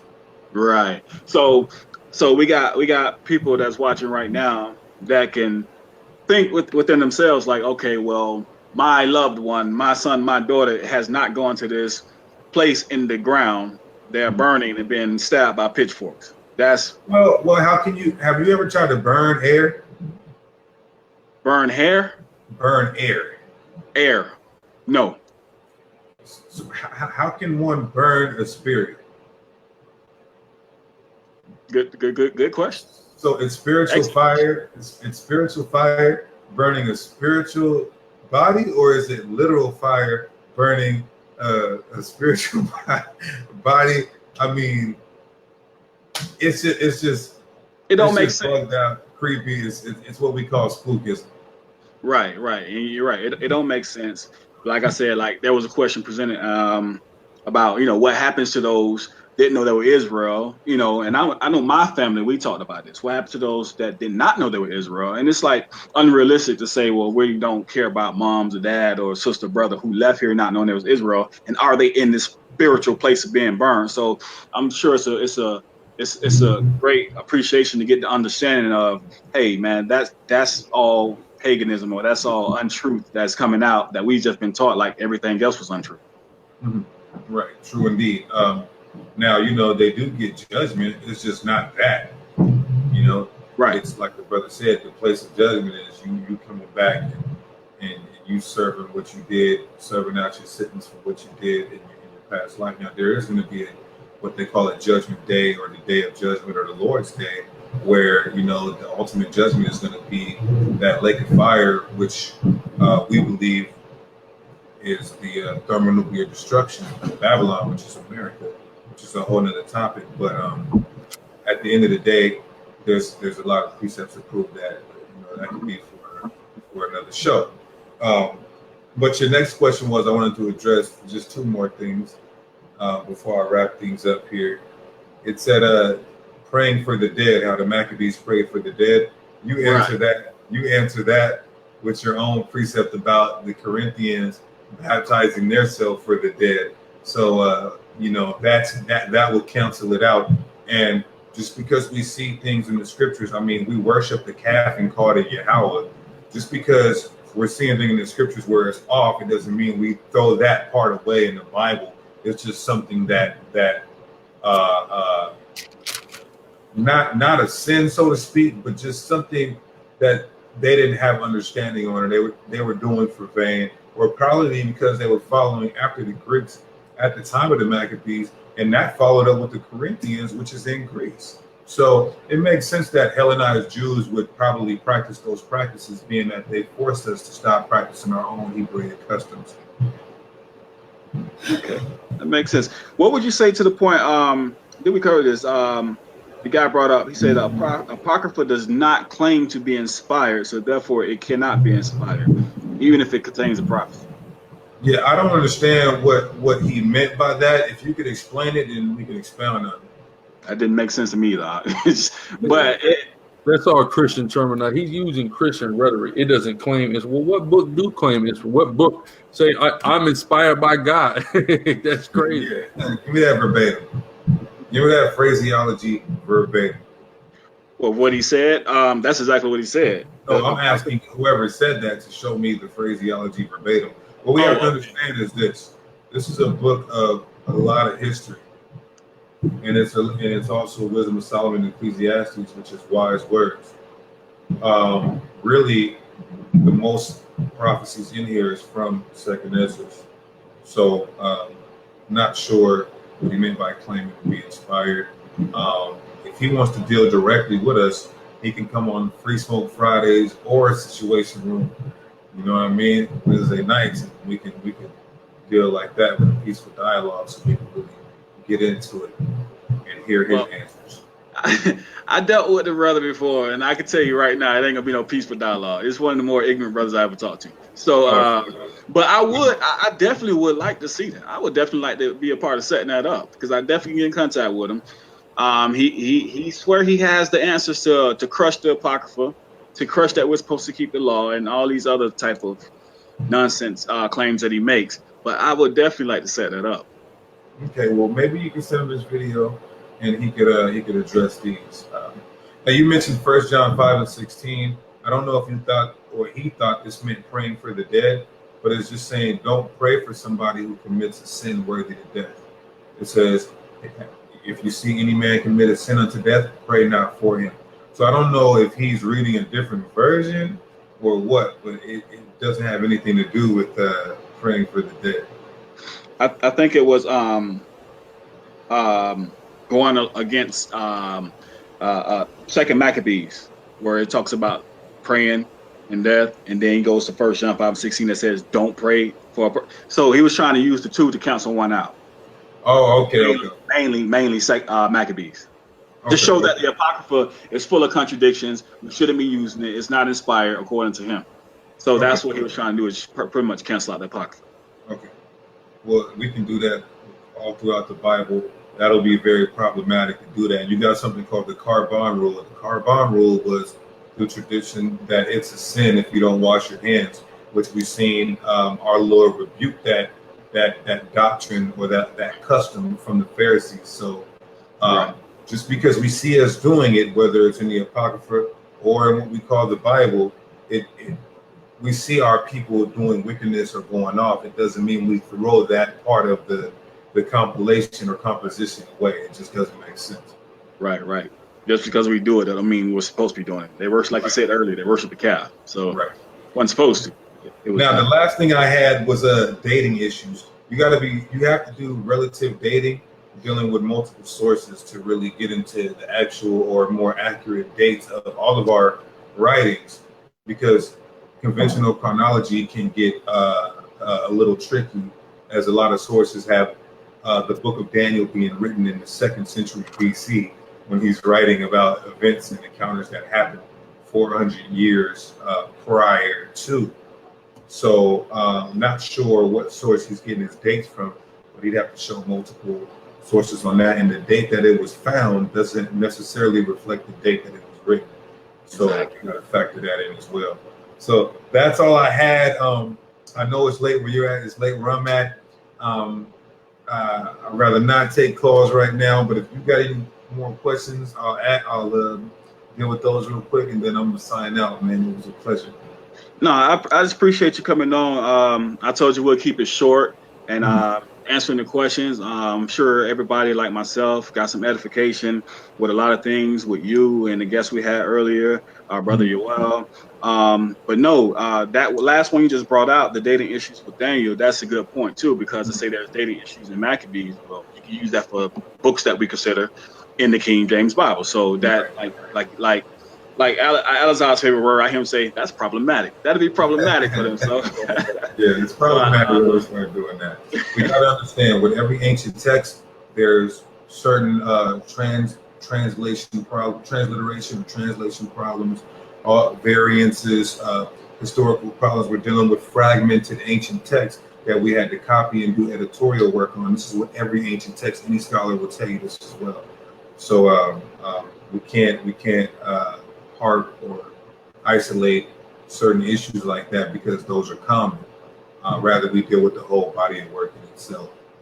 Right. Hey, I got a question though. Is there a way we could share this when it's done? When you're gonna upload it on YouTube, or how you gonna do it? Right. It's actually on the Facebook, facebook.com/Inside the Nation Radio. I can share it from there. It's gonna be on YouTube. I'm gonna have it on Podcast Radio. Once I get a few more episodes in, it's gonna be on the iHeart and also on Spotify. Okay, cool. Yeah, just let me know. Send me the link, and I'll share them on all the platforms as well.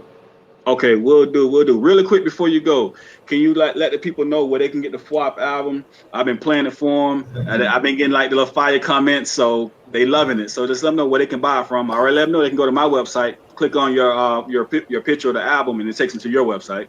Con, we're on what's the name of your website? InsideTheNationRadio.com. InsideTheNationRadio.com, DeaconSakari.com. Get the Fop Lord album. Get the Slave Ships to Spaceships. Get the 613 album. Get the Guess Who album. Get the 1715 album. And then we got a special album coming out this Friday, Lord willing, called The Lazarus Lair. And when I say it's a piece of work, we've been hitting them back to back like Drake.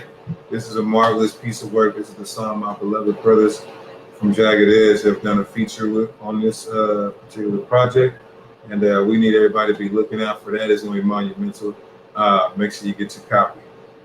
I've actually caught a couple pieces of the Lazarus Lair that, man, it's fire. It's fire. So, I'm definitely we're trying to outdo the previous one.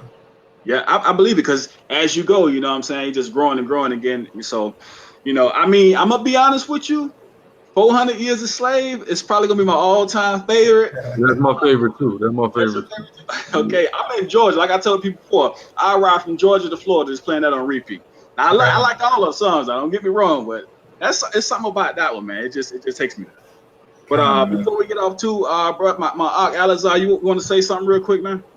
Man, again, yeah, just all praise Yahawah. I want to plug. We got he might have stepped away. It's okay. You can exit him out. Yo, you can't hear me? I can hear him. Deacon, you can't hear me? I'm right here. Okay, I hear you. But yeah, we got the 12th Masharah Any closing statements, my brother? The 12th Masharah Yasharah Hebrew Summit coming up this January, the 24th to the 27th in Atlanta, Georgia. So, you know, we all in Israel, y'all are invited, man. Come out. We'd love to see y'all. It's 4 days of events. You know, this again, it's the 12th one that we've been able to do through the spirit and power of YAHAWASHI. We hosted it in conjunction with HOI and with the brothers from Yahawah's camp out of North Carolina. So we'd love to see Israel there, man. Y'all come out. Everybody's welcome. I like the setup though. It's got good comments and everything. Yeah, it's a pretty good setup. Like I say, they can hear the music. I could bring the comments on, and so if they want to highlight them and you want to see what the people are saying. But with that event going on also in Atlanta, I'm 20 minutes west of Atlanta. I'm out in Douglasville. So I mean, I even helped get the word out there. So I definitely want to be a part of that also. Okay, cool. Yeah, Hebrew Summit in Atlanta. You know, look at the Facebook page, the website. All Hebrew Israelites invited. Bring your crackhead cousins, bring your gangbang homies, and let's change their lives and bring them around. Right. Exactly. They need to be there. Man, all right. Yeah, so with that, I'm going to say the water, my brother, for bringing me on. Yahawah to you. And again, I'm going to sign out by saying all praise, honor, and glory to Yahawah BAHASHAM, Mashiach Yahushua. All praises, all praises. And throw out to you and the Gorilla Hebrew for coming on and blessing the program, man. Hey, looking forward to doing it again. Come on, just let me know, fam. All right, shalom. All right, shalom. All right. All praises to the Most High for the brothers coming on, edifying really quick. They're actually out in California, so right now it's 12:48 here. So what is it over there, like 2 o'clock? They're 3 hours behind. So it's going on 3 o'clock in the morning for them. So the brothers took the time out to even get on here and just talk with us real quick, even though it's being late, and they've been in camp and been out on the streets, you know what I'm saying, doing their thing all day, bringing forward the word of Most High. They still was humble enough to come out, you know what I'm saying, and just help edify the people, man. So listen, I'm going to play some music before we get out of here. Look, y'all go support these artists, man. These artists, we just met the Deacon, man. A lot of y'all already know him, man. He's fire. So I'm finna play that. I'm gonna replay it because I love these two songs. I told him that the 400 Years a Slave was my favorite, which it is. But I think the more I play this, I pray. I don't know. It might start the battle a little bit. But I'm gonna play these as we go out. Go to my website, InsideTheNationRadio.com. Click on the FWAP album. It takes you straight to Deacon Hakah's website, and then what it does, you can get the album from there. Also, the other brother, Bandman Tanner, who I'm gonna play. You'll see his banner. He's actually a brother out of IUIC. You click on his banner. Here's his free download. Like all of the artists in the truth, man. It's like they're arranging their albums from free downloads to just a few dollars. So hey, listen, support. It's for a good cause. They're kicking truth in your ear, telling you way more that you're gonna hear on these radios, because we know ain't no talent really on the radios. So hey, y'all support. With that being said, I'm gonna say shalom, and I'm gonna take us out with a couple tracks.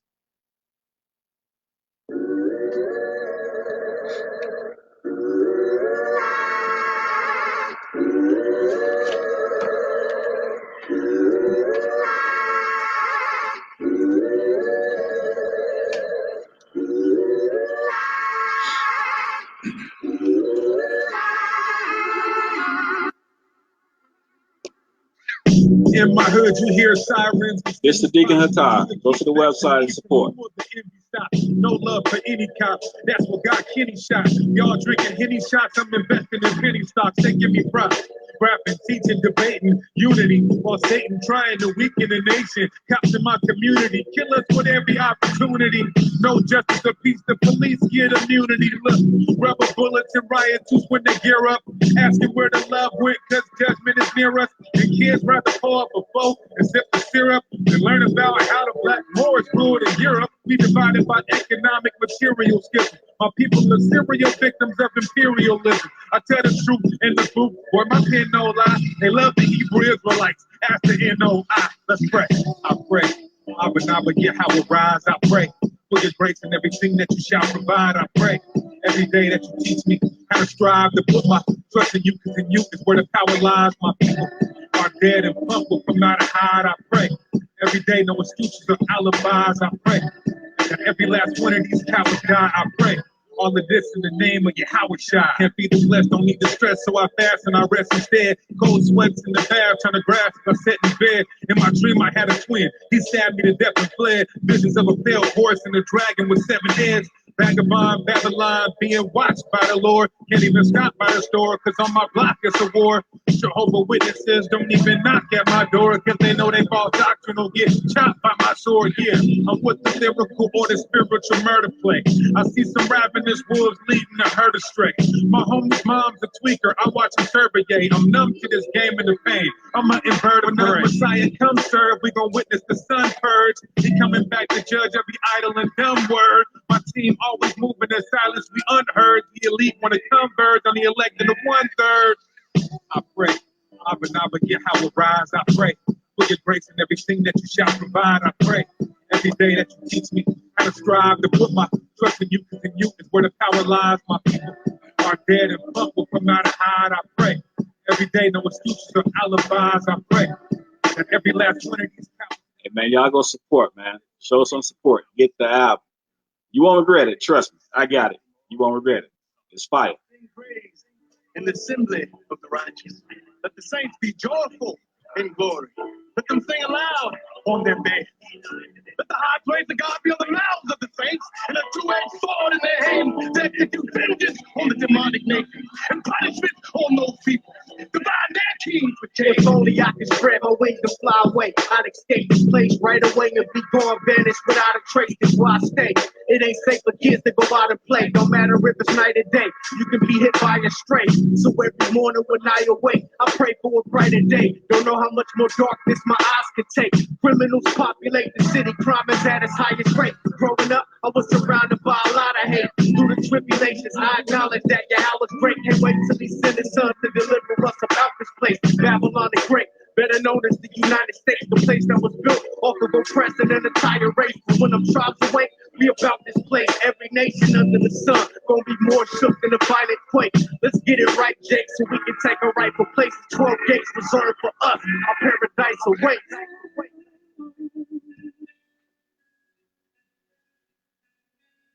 One more track.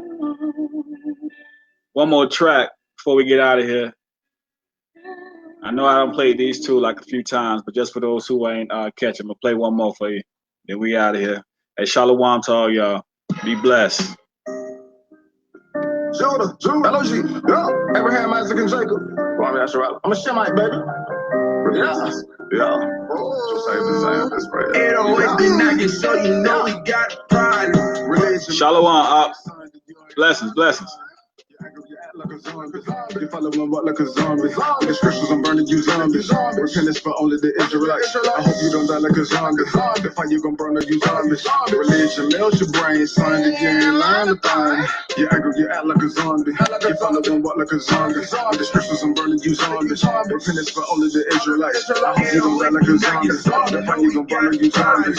Shooter don't mess with no zombies. Plucking them beautiful garments. They stepping like Martin O'Tonnell. Jungle in the earth, no Wisconsin. Shooters don't mess with no zombies. Looking them beautiful garments. They stepping like Martin O'Tonnell. Jungle in the earth, no Wisconsin. Oh, my motherland, Yasharala. Oh, they slipping, better dry the towel up. I'm the type of Jew, hate my enemies. Mama used to call me king, baby. Return to the law, be a king, haste it. I'm an Israelite son of the ancient, but I woke up like this. Don't need trip. You did not wish on the women no way. Facing the east and we pray through the day. Talking about Sunday to Sabbath, no way. Granny be speaking in tongues, ain't no way. Crying and moving and shaking like that. Pastor come first and he said around the tray. Having their money so good in no way. Hey, y'all, please share the broadcast, like the broadcast, tag your friends and family in the broadcast. All praise to the Most High. All of the angels are black on the way. Adam and Eve, they were made from the dust. Different shades of black and brown, that's us. I am an Israelite from Charlotte, Judah. No, we don't wish on no stupid little Buddha. Just like a lion, we jump